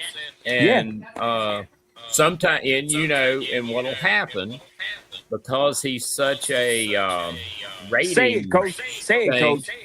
They will put his highlights up, but what they're not going to show, because he'll have success because he's going to catch a lot of single coverage and stuff, because they're going to bring heat. They're going to come to scorch his ass. They got you. And he just can't escape it anymore. No. And his arm's fine. Yeah, and he doesn't want to be touched. Yeah. No. He don't want to be touched. No. And he's not, it's and like I said, Pittsburgh knows. They know this already. They're not, I don't think they have any They know. Yeah. unreal expectations for this coming year with him at all. I think they're just trying to bide time. And plus, Aaron Rodgers is going to bring people. Yep. And he's going to create interest, obviously. All he's got to do is open his mouth, and media-wise, ESPN is going to run him just like Dallas. It's Dallas and Aaron Rodgers on ESPN. And they're going to run whatever. And I still think, and this is just my opinion, and listen to the whole statement, I think he's one of the, if not the greatest thrower of the football that's ever played the game. Not the greatest quarterback, the greatest thrower. Before the last 4 years, his interception, he threw very few interceptions. They won a shitload of games. And you can say what you want to, but Green Bay's not going to be a dynasty in this era of football. Because, number one, the Cats can get the money wherever they want to go, free agent-wise. Why are they going to want to go to Green Bay? Want to go to Green Bay. Why are they going to want to go to Green Bay? That's the thing. And for years, Rodgers was fighting them about, get me some receivers. He made Donald Driver. Yeah. Oh, my God. Yes. He made Jordy Nelson. Majority was nice, though. But you're right. Oh, you're no. right. No, I'm not knocking them. I loved them. Mm-hmm. They were great players. But when you've got a quarterback that's that accurate, and these cats can do what they've coached to do and everything, and not necessarily be the most athletic or necessarily but he makes them. Jordy left for free agency, got his money, which I was happy for him for that. But he was never the same. He was never that guy. And then he came back and had a little bit of success at the end. Rodgers was that good. Yeah, Greg Jennings, Jordy Nelson did the same thing. Yep. Favre was different. Favre was a gunslinger. He was not the thrower that Rodgers was. Favre had a cannon, and he was so confident in what he could do. He threw 8 zillion interceptions because he felt like I can make that throw, and a lot of times he did, and that's what made Brett Favre. Yeah, he did. Yeah, but with Rodgers, and with both Favre and Rodgers, they're both a little crazy. I think that's what happens when you get to Green Bay and you're in an isolated area like that, the cold air. But here's the other thing: must be when something. You're in the area, Bart Starr survived it. But see, Bart Starr was probably crazy too. But you didn't have the internet and everybody be able to talk to you. Is the lore that we have about some of the guys that we love. The internet saved a lot of us. Yeah. From seeing who they were. Like, go ahead, Coach. The thing with Favre, I mean, his stuff is documented. What he did afterwards, he completely trashed a journalist's career, basically. Ruined that woman's career.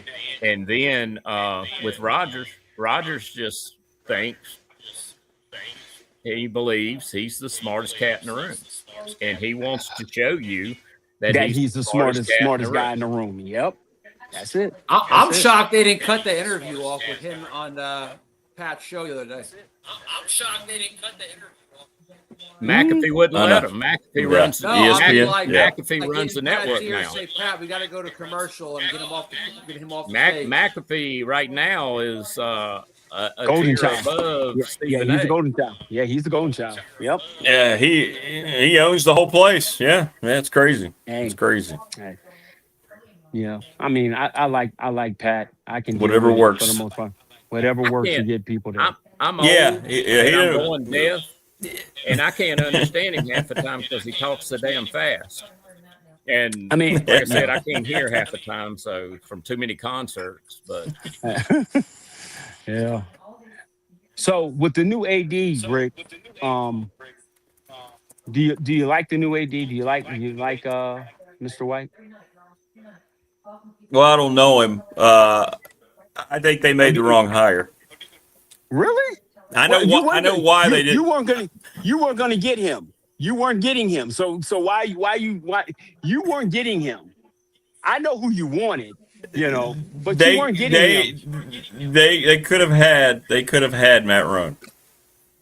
As a matter of fact, what I know what happened behind the scenes, they had Matt Roan. So Okay. we'll Okay, see. We'll see. We'll see. I'll give you that one. Like when people say stuff that about the program and I know different, you know different about that. But I have an art with Matt Roan. Well, I'm not with Matt Roan. I have an art with Billy Napier, but Yeah. I have an art with him because I don't know, man. Okay, so one of my kids. I don't. Go ahead. Go ahead, Rick. No, I just ahead. Brian Wright was brought in because he fit a certain personality type that James Franklin wanted. Let's just say it that way. Let's just say it that way. But go ahead. I give you that. I know who you wanted when it came up, and he did. And when you said that day, oh well, he wants to be here. I said, Rick is pissed. Rick is really pissed about this because I know you were pulling for Matt Roan from the time they got everybody out.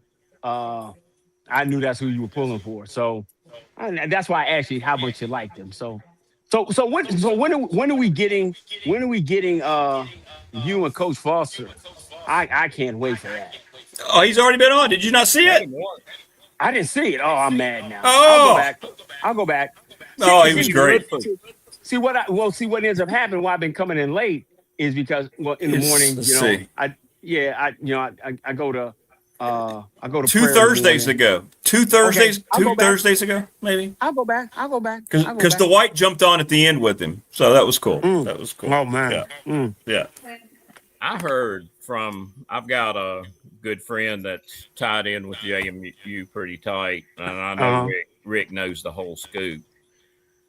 But I heard it was Roan. It could have been very easily Roan's. Yeah. From the get-go. Man, listen. And it was intervened. Okay. Correct. Well, that is correct. That's what I heard Interventions from a very reliable source out of Harrisburg. And that way, that takes Rick off the hook because Rick can't say a whole lot. Yeah. I don't want to put Rick in no jeopardy. Nothing like that. I made a promise. I made a promise. Yeah. I'm gonna come find you when I come to town. I'll come meet you wherever. I gotta get my gym shirts. Then we can talk about it. Yeah, we can talk about it. Then we can talk about it. We can talk about it. But yeah, listen. We can talk about it. Yeah. I hope it works out. And I just think that I know where we're thinking that Franklin won't stay here, but he did 12. He did 12 years in the middle of nowhere, and he's got. I think he can build something special here. He can build something special here. Because he still got he owns the state of Maryland. He's gonna get whomever he wants to. And to get the running back coach from Georgia Tech, he's gonna get down south. They want to be a national program. And you went 8-9 games this year. You're gonna be able to get some kids that have slid out the state. So I think he's gonna be here a little bit longer than y'all think. And I think once we Yeah, start well, we'll winning, see. We'll see how his roster yeah. makeup looks. Yeah, yeah. The only I problem, know the what he only wants to problem do. is I just don't know if that's realistic.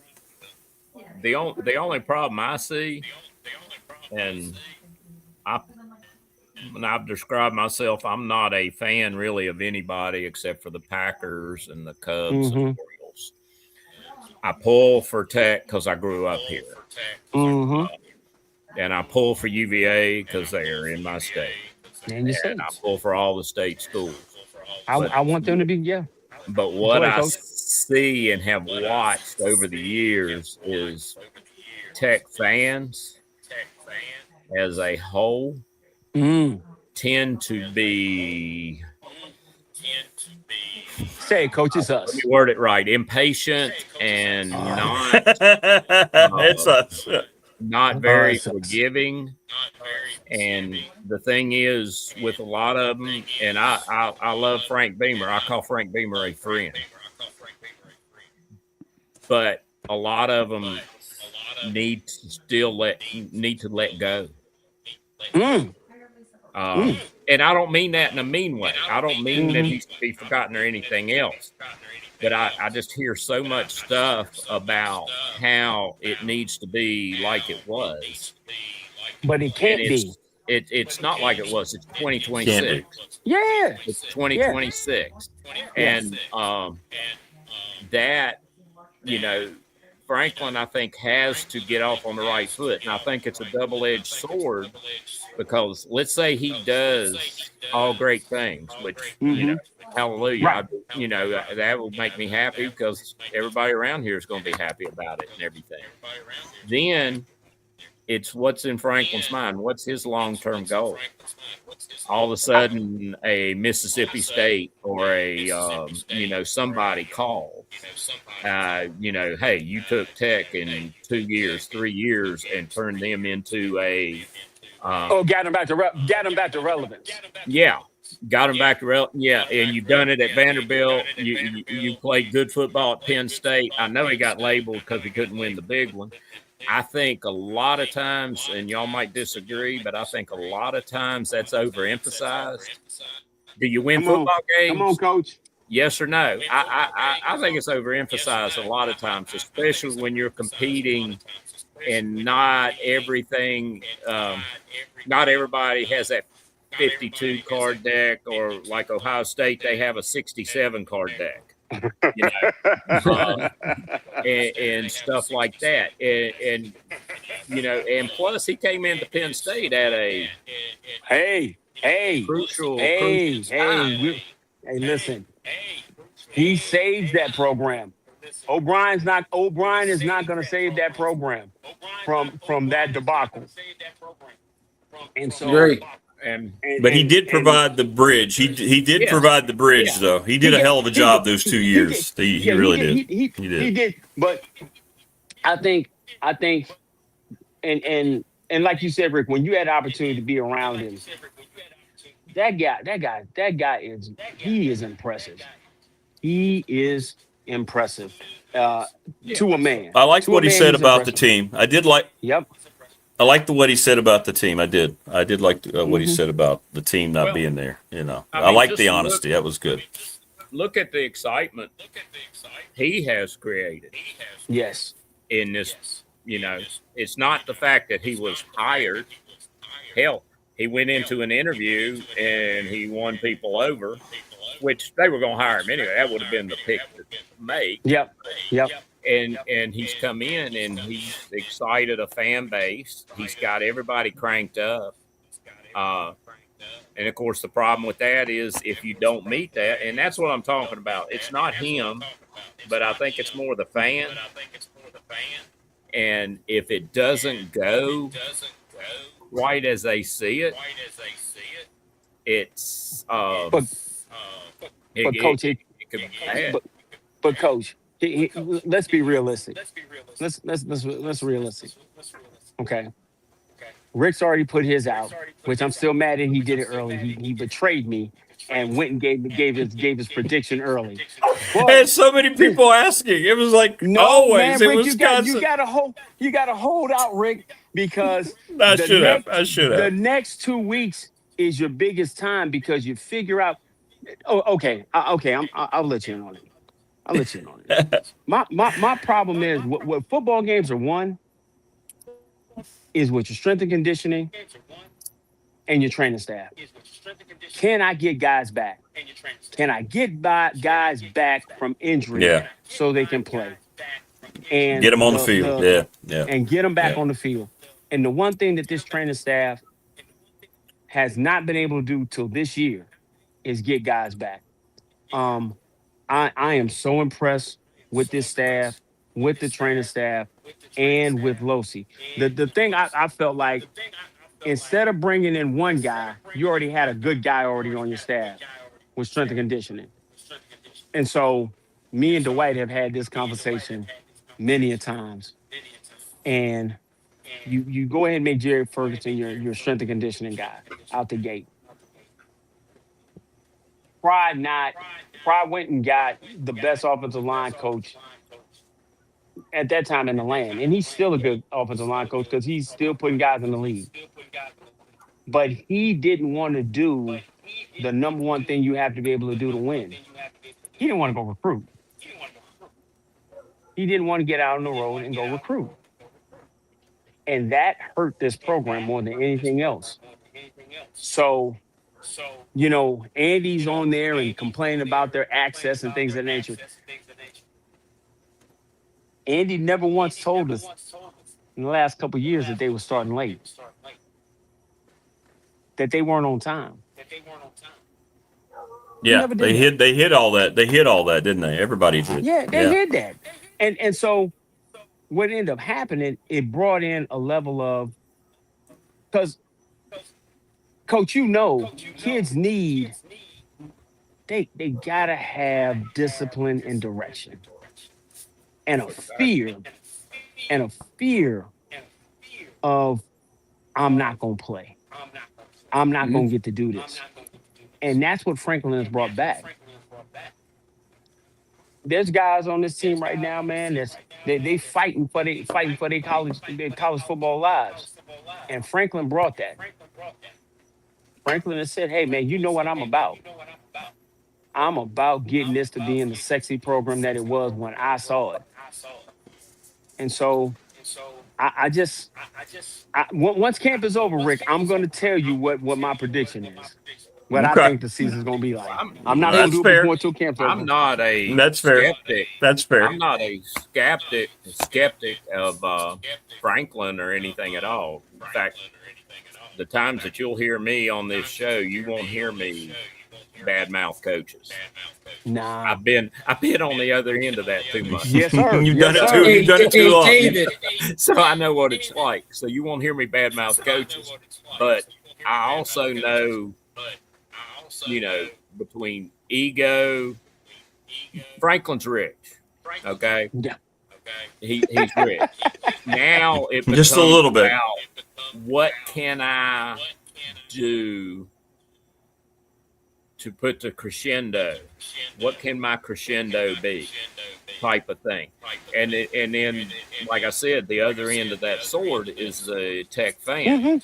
And sometimes when I quit going to Tech games, and we would always get coaches' passes to go to games to Tech and UVA. My daughters always wanted to go, and I would take them, and so I would end up going to 6 games a year because we go to 3. Because I had $3 and only got 2 tickets.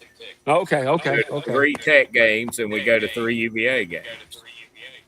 And but we quit going.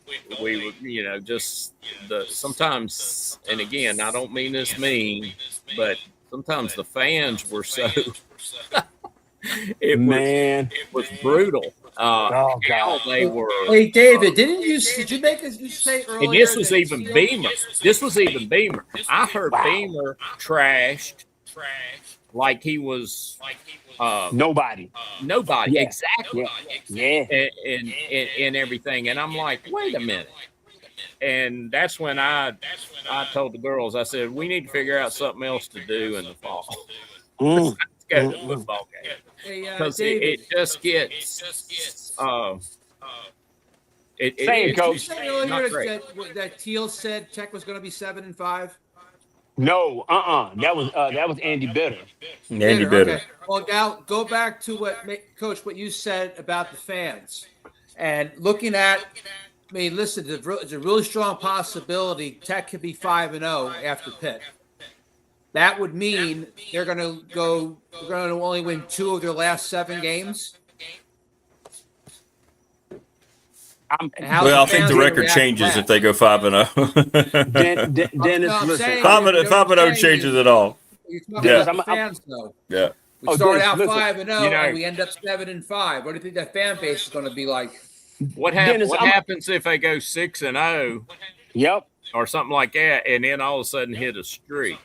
It reminds me back to when I was coaching at Alta Vista in high school, and they had never won anything. Our program was almost ready to get the plug pulled on it. And this, Chris, you can relate to this because it's got something to do with getting buses to go to games.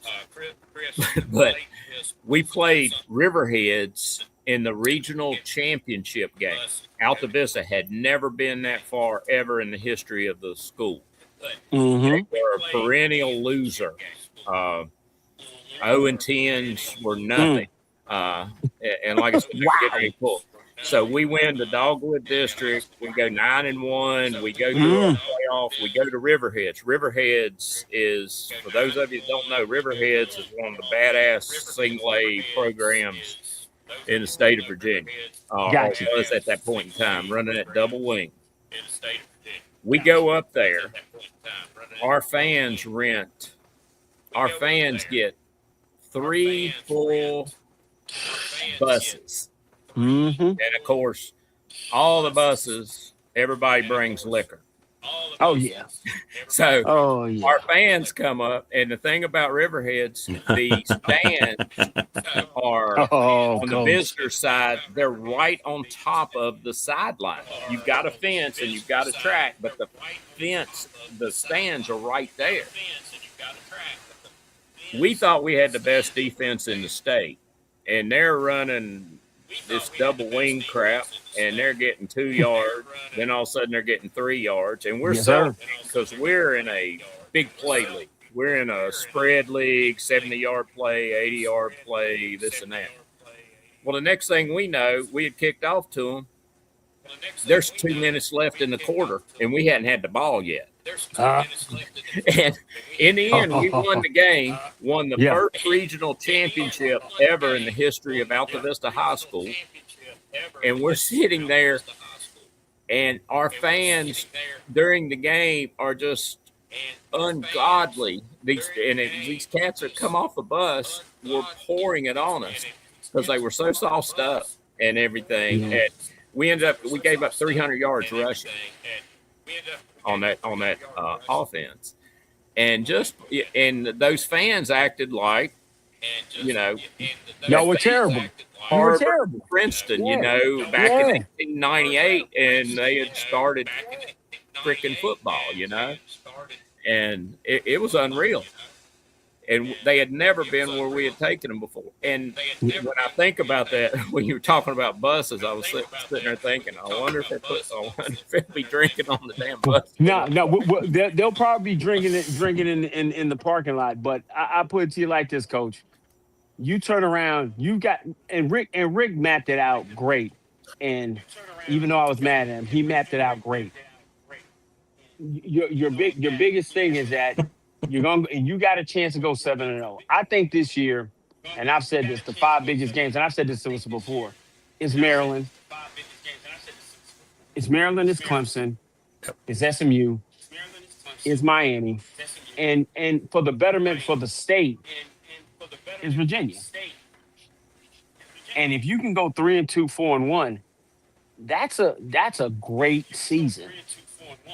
because the fact that Virginia and North Carolina State have a baby soft schedule, you might not end up getting a chance to play in the CFP because those guys are going to have really slight schedules, and you end up beating Virginia at the end of the season. That might be the highlight of it, and you might miss out on the CFP. And they're going to be like, "Oh my God, it was a terrible season." But you really have an opportunity this year. Regular season games, you can win 9 games. You can win 9.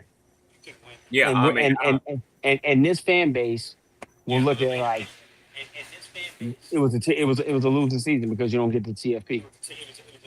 They're and not that gonna look at and it. that and that's what I'm saying. Yeah, It's like football was invented in Blacksburg, Virginia, almost. right. Uh, And yeah, it can get crazy. But yeah, and I say this as a cat that when I'm 10, 11, 12 years old, I'm going to Blacksburg, walking into a more than empty Lane Stadium yep, and yep, watching. I saw Frank Loria play. I saw Ken Barefoot. I yeah. saw Mike Burnham. I saw these cats as they played. I saw Don Strock. Go ahead. It was a regular thing for us, you know. Yeah, You save like $3 and you get in the game. You know, you get in the game and go sit and watch it. And the regular, they used to have a Thanksgiving weekend with BMI, which was yep. huge, Wow. and they played that at Victory Stadium and everything. And I did all that and watched all that as a kid. But like I said, as it evolved and as it got better, which was great, as I watched, like I said, the fan perspective of it and everything, I wasn't as thrilled about it probably as I should have been. You kind of think it's gonna happen all the time, but I was there. I was there when it went off the rails for Pride and a guy got thrown out. And so I'm real calm and subdued with you guys. You know, when my kid was playing Pop Warner and stuff, I was, oh gosh. My wife used to be so on me because I would be the worst fan ever. I'd be like, "Hey, your kid sucks. Get him out the game," type stuff. And my wife would be on me. Oh God, hey, bro, I was terrible, man. Oh, your Your kid kid sucks. Get him sucks. off the field, you know. Get him off the And so field, you get him off loser. the field, you loser. And man, when ODU, I'll never forget, the guy got thrown out of the ODU game. I mean, he was going off, and I'm sitting there looking like my wife looking at me. I said, "Hey, it wasn't me." We've got fans now that do all the stuff that I want to do. They do it for me. My wife be looking like, I said, "Hey, it's not me, it's him. He's just saying all the stuff I I want to didn't say say." a word. I didn't say a I ain't word. say a word. I'm just sitting here, you know. I ain't saying nothing. But yeah, I can see that happening. I can see them turn around, and you know, because we you know we're in a rock fight with Georgia Tech, and you know, oh, this is terrible. We ain't paid all this money for this, and but I mean, it comes with the territory. It comes with the territory of what Tech fans have been used to, and like Dwight says it all the time, we got to make new memories. You know, you got to make new memories. You can't keep showing me 2009. You can't keep showing me 1999, 2003, 2004. Let these kids go out and make great memories. And so, you know, we kind of bang on it like last year when they ended up beating Cal. That's a memory.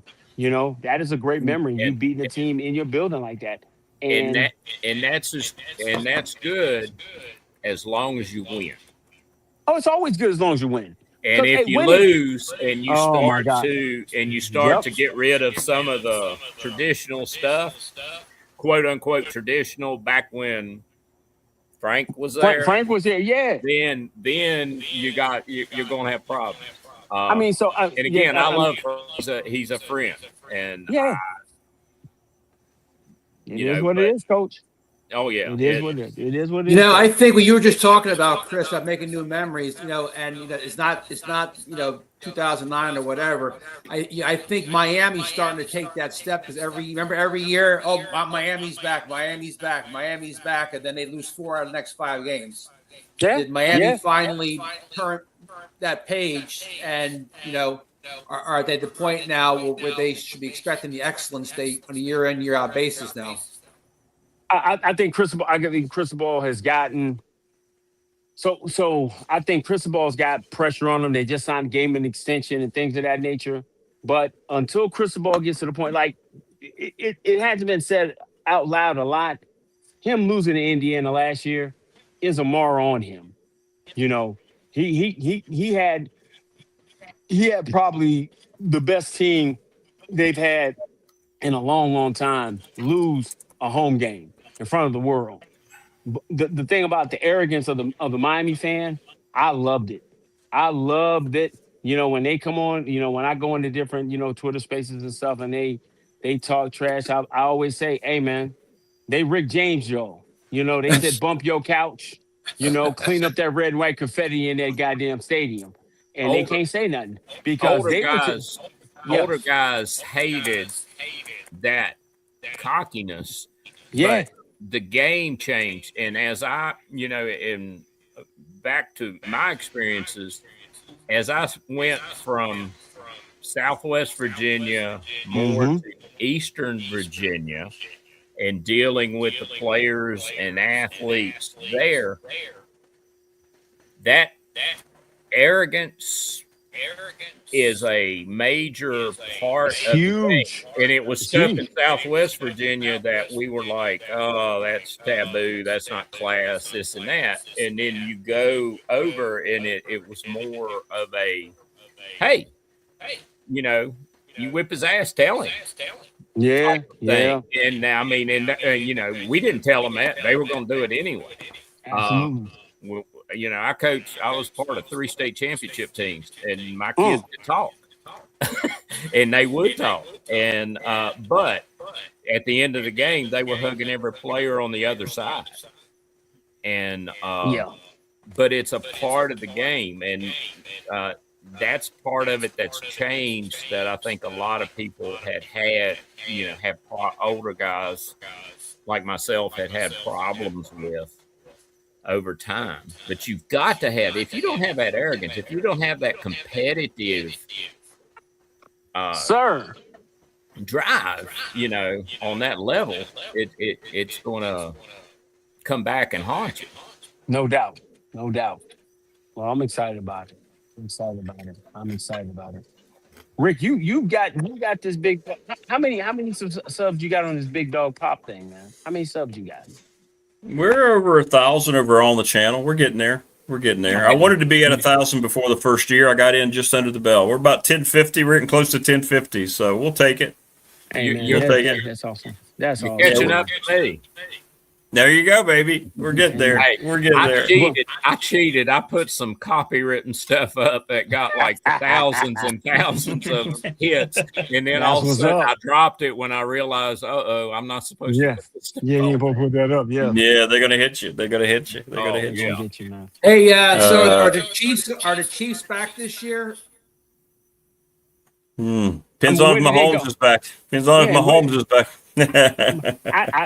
Dennis, I don't think they went anywhere. They didn't make the playoffs for the first time. But they were, Bryce. Even when they were like one game under 500, they were still like one of the top 3 teams predicted to win the Super Bowl. Man, when you got, and we lose the terms that we use now that shouldn't be thrown out so loosely is great, generational, and those different things. So when you do have a quarterback like Mahomes, they've always got a chance. I don't like the fact that they're rushing him back. I really would like to see Justin Fields get an opportunity to play underneath Andy Reid and develop to who he is, because if Patrick sits out a year and you get the other guys going, you see my dog here. My buddy, my best friend. I think you'll see Justin Fields early. I hope so. I hope so. I think that will be the smart move. Yeah. I think he's finally with somebody that's actually going to create an offense that he was built to play in. He has not been there since he's been in the NFL. Yeah, I think everywhere he's been at beforehand, nobody's had the opportunity to develop him, and Andy is a quarterback developer. So, like I said, Alex Smith was getting them to to the divisional round, and to move to Patrick, and if you can get a year with Justin Fields to heighten up his value, be able to bring some more assets in, I think that's the move for him. But the one thing Andy loves, he loves to throw the football, and he'll abandon the run at the times when you got to be able to run the football. I think for you to win championships, coach, and I think you feel this too, you got to be able to run the football in November and December. You got to be able to push a man against his will when it's cold and it's nasty outside. And if you can do that and run the football, you can win championships. That breaks a man.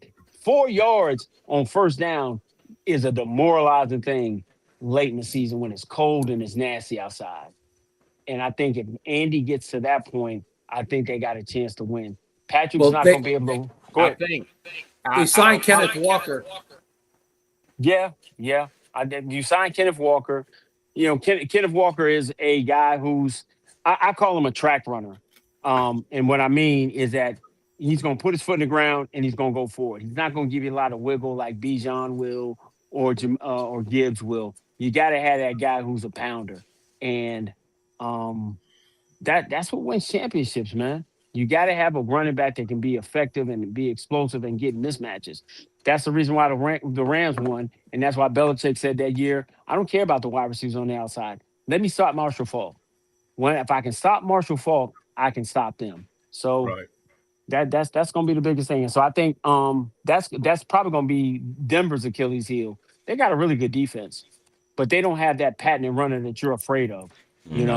They won Super Bowls with, to me, the most talented quarterback that I've seen in my lifetime, but they took it out of his hands at the times they needed to. Gave it to TD.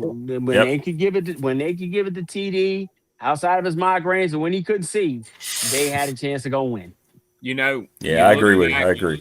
You look back on a lot of the NFL drafts and everything, and you were talking about Justin Fields, and I think he falls in this right now. If Justin Fields would have been drafted by Kansas City, let's just say, I mean, they wouldn't have because of Mahomes, but let's just say hypothetically, and he gets that tutelage under Mahomes, and then all of a sudden he hits free agency, I think he's a completely different player. Yeah. Different player. I agree. And you look back over the last however many years, how many quarterbacks get ruined because they step into the worst team, the wrong guys, coaching, the quarterback. Sam Darnold and Daniel. There you go. You said it, Dennis. You said it best. Sam Darnold. New Jersey Jets and Giants ruined them. Oh, Sam Darnold, yeah. And I look back, you think about, and I'm going to throw a name out there, and he had a really, really good career and everything, but Archie freaking Manning. Can you picture if he played? I don't know of a quarterback that got the shit beat out of him more than Archie Manning and still produced numbers for teams that were just abysmal over the years. I'll give you another guy, but he was able to salvage his career because they put him in the right place. Jim Plunkett was in the same situation. Plunkett had the same situation. Exactly. Yeah. That's back when you could basically tear somebody's head off too. I remember I'm a 12-year-old kid. I'm watching the Rose Bowl. Stanford is playing Ohio State. I was a big Ohio State guy. Rex Kern, this is reaching back a lot of years. Randy Gradishar. Yes, sir. Some cats like that. In Ohio State, Woody Hayes coaching, and they were badasses. And they play in the Rose Bowl, and Jim Plunkett is going freaking nuts. Going And they're crazy. Kirk Gowdy is telling his life story about how both his parents were blind. Mm. And your father, I'm 12, 11, 12 years old, and I'm like, shit, you gotta like him. As they telling Yeah. that story, Yeah. and then Yeah. he's going to Stanford and he's throwing all these passes to Randy, the receiver they had, Randy Bataha. And Mm. he's throwing all these passes and everything, and then he gets drafted by what, the Patriots? By the Patriots. Yeah. Yeah, and which was a death sentence. Hell, Joe Cap was a damn MVP, and then Right. free agency went to the Patriots and died. Yeah.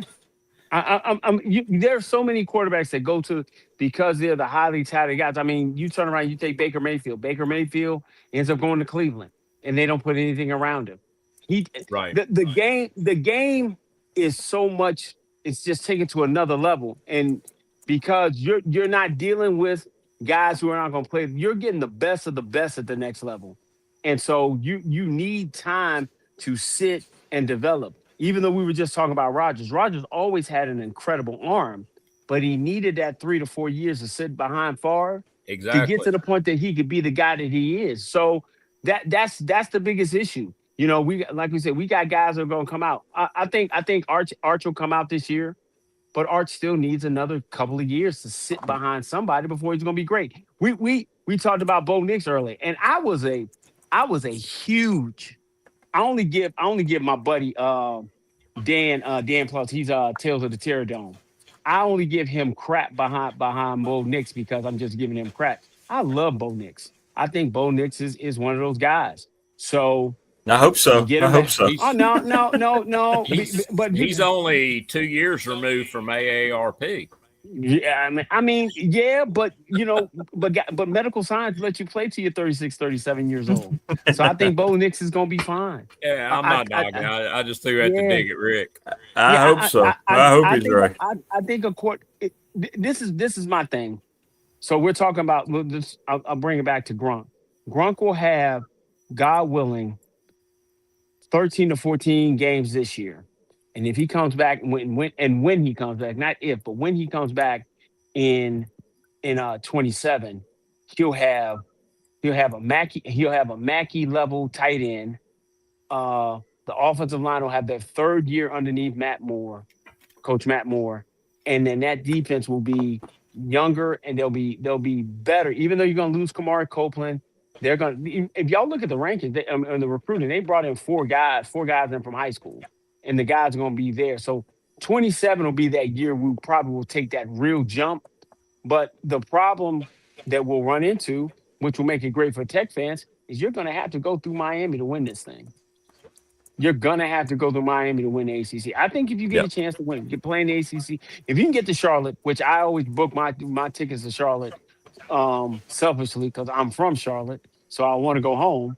But I always book my tickets for Charlotte for the ACC championship. I think you play in this thing in 27. How do you handle it if you book your tickets in advance? How do you handle it when you get a Duke UVA final? Oh, I just cancel my hotel. I just cancel my hotel. And I don't worry about it. And I say that, and again, no knock to UVA. I support them also. Yeah. I mean, I just Rick said it best, and him and Coach Elmo said it best. When it matters between when Virginia and Virginia Tech are both good, and those game matters, that's better for the state. And so, as much as I like dog walking them, and I need to get a win from this year, I need them to be good. I don't need them just rolling anybody. They need to be good. I don't need Calderon sitting do. on the sideline excited about watching them lose because he's leaving. I need them to be good and to be a good game in lane. They need to be good. Agree. They need to be good. Agree. They need to be good. Agree. They need to be good. Denny, I've got on my TV, you can't see it in the background, it's too bright, but I've got on my TV 1969 World Series, Orioles and Mets game 1. Man. Playing now. I had everything on a loop. I was sitting watching some old stuff. I stopped watching baseball after the second strike. The second strike got me. And next year is going to get everybody. You better get ready for 94. another one. Huh? 94 about got me. I'm with you. 94 about got me when they canceled the World Series and locked them out after that great All-Star game where Tony Gwynn, my favorite player, slid home underneath the glove of Ivan Rodriguez and won the All-Star game when it still mattered. And then they struck the next day, or it got locked out the next day. Yeah, that Chris, for me, yes, sir. If you're an entrepreneur, when they have the strike next year, strike up some capital and put together like a flag football league or something like that and see if you could pitch a TV contract somewhere to fill in for the baseball. They're gonna have to do something, man. But it's coming. It's coming. Al Bundy did that on Married with Children. Remember that? They had that. They did something about that, the baseball strike, and Al formed that team. Anybody remember that? No. I just remember the great Polk High legend, but I don't remember. I don't remember that. Yeah. Gee, a guy who played high school football in an employment office. Yeah, that's him. But that's what's gonna happen. I hate to see that with baseball. I haven't watched. Man, I would even. It got to the point like I wouldn't watch the regular season, and I would end up watching the playoffs. I haven't watched a baseball game in so long, man. And my kid is a Texas Rangers fan. My oldest son, it bucks all the curves. He's a Seattle Seahawks fan, and he's a Texas Rangers fan. And his reason for liking the Seahawks is that he just likes the colors. Did you say you were a Rangers fan?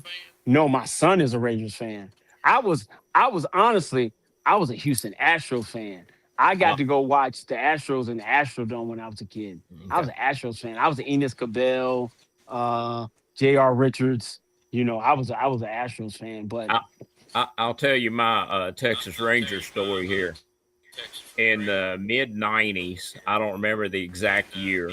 My family, with my daughters and my wife at the time, we drove to Dallas, and she had cousins down there, and we stayed with them, and we had tickets for Rangers and the White Sox. Mm-hmm. We went to the first game, and it was 104 degrees in Dallas. So the second night, we decided, okay, we're going to go tomorrow, so let's go to, and they had this park right across from the Arlington Stadium, Wet n Wild. Mm-hmm. And we go, because it's 100-some degrees, and we're on the sliding boards and this and that, having a blast. We go back to their place. I wake up the next morning. I wake up early. I've always been an early waker guy. I go to their front porch, get the Dallas Fort Worth paper, open it up on the front page. Perfect game. Kenny Rogers threw a damn perfect game. I had the ticket to it, and we went to Wet n Wild. Hey, man. And that Texas heat is totally different, man. It's totally different. It's a next level. Oh, it's so hot, man. Even the devil don't even go down there. And then we went the next day to see the game, and the White Sox won 1-0 on a damn sacrifice bunt. Wow, man. Yeah, man. Oh God, that's crazy. That's crazy. Oh, that's crazy. Gents, I think I'm going to shut her down for the night. Hey, no doubt, Rick, man. Thanks for love smoking a cigar and drinking a little. It's great. I'm almost done with this last little sip. I'm going to eat a little food and get ready for tomorrow. That's what I'm going to do. I got a little hungry. I haven't eaten. It's been great. Yeah, Chris, if you come in this direction for a tech game and everything, if you get here early or something, give me a holler. I'll get you some good bourbon. No, no doubt. Hey, Coach, listen, I've got to. Okay, so before we get out of here, my wife always says to me driving up, "Don't get up here and act like you ain't got a wife." I absolutely don't leave me behind. Right, my thing. Yeah, don't ignore me. Don't act like you ain't got no wife. I absolutely love Blacksburg. Like I told you guys before, I have yet to meet a mean person there. These message boards are guys who don't live there. So I'm good. I'm good. That's right. And I can walk around with a little bit of anonymity that people don't know exactly who I am. which is fun. But that's funny too. Like I'll be at the games and be like, "Yo, you're Chris Lester." Yeah, that's who I am. That's me. So That's me. that's me. Oh, I saw you on Twitter. Oh, I heard you on Big Dog. I'm like, oh, wow, that's crazy. Yeah, That's Chris. crazy. That's crazy. But I will definitely do that, Coach. I'll make sure I find you. Like I said, I'm gonna get an opportunity to see Rick when I come up here right Yeah, before that'll be fun. Family Day. That'll be fun. Yeah, Yeah. I gotta see my guy. I got Yeah, to well, clear with absolutely. That's I a got must. clear with I got clear with the boss first. You know, I gotta do all my chores and clear with the boss before I try to No, get I it. get But it. that is There definitely you in the go. plans. That's definitely in the plans. Gentlemen, I appreciate y'all, man. Thank you, guys. Another good Indeed. pop session. It was a good Have to, pop session. yeah, we're gonna have to get another another movie thing or music thing Yeah, too. we got to The get music, Dwight. yeah, Dwight wants to be part of that. He wants to be yeah. part of the movie night. Yeah, he wants to. Mm. He We does. can He do that. does. We can do that. But I'm probably gonna go peek at Saving Private Ryan. I have yet to get all the way through it. As we mature, and I'll say older, as we mature, we fall asleep on movies, and we got to remember where we were at to go back and watch it. But I'm gonna Well, go and do going that. back to that Spider-Man movie where I can't remember how she passed, I just can't. I went to that with my son, I think. Mm-hmm. I think I fell asleep at the end of the movie. Oh That's yeah. why I don't remember what happened to her. Listen, let me tell you the dedication it takes. I went to go watch Wicked with my daughter, Oh, and wow.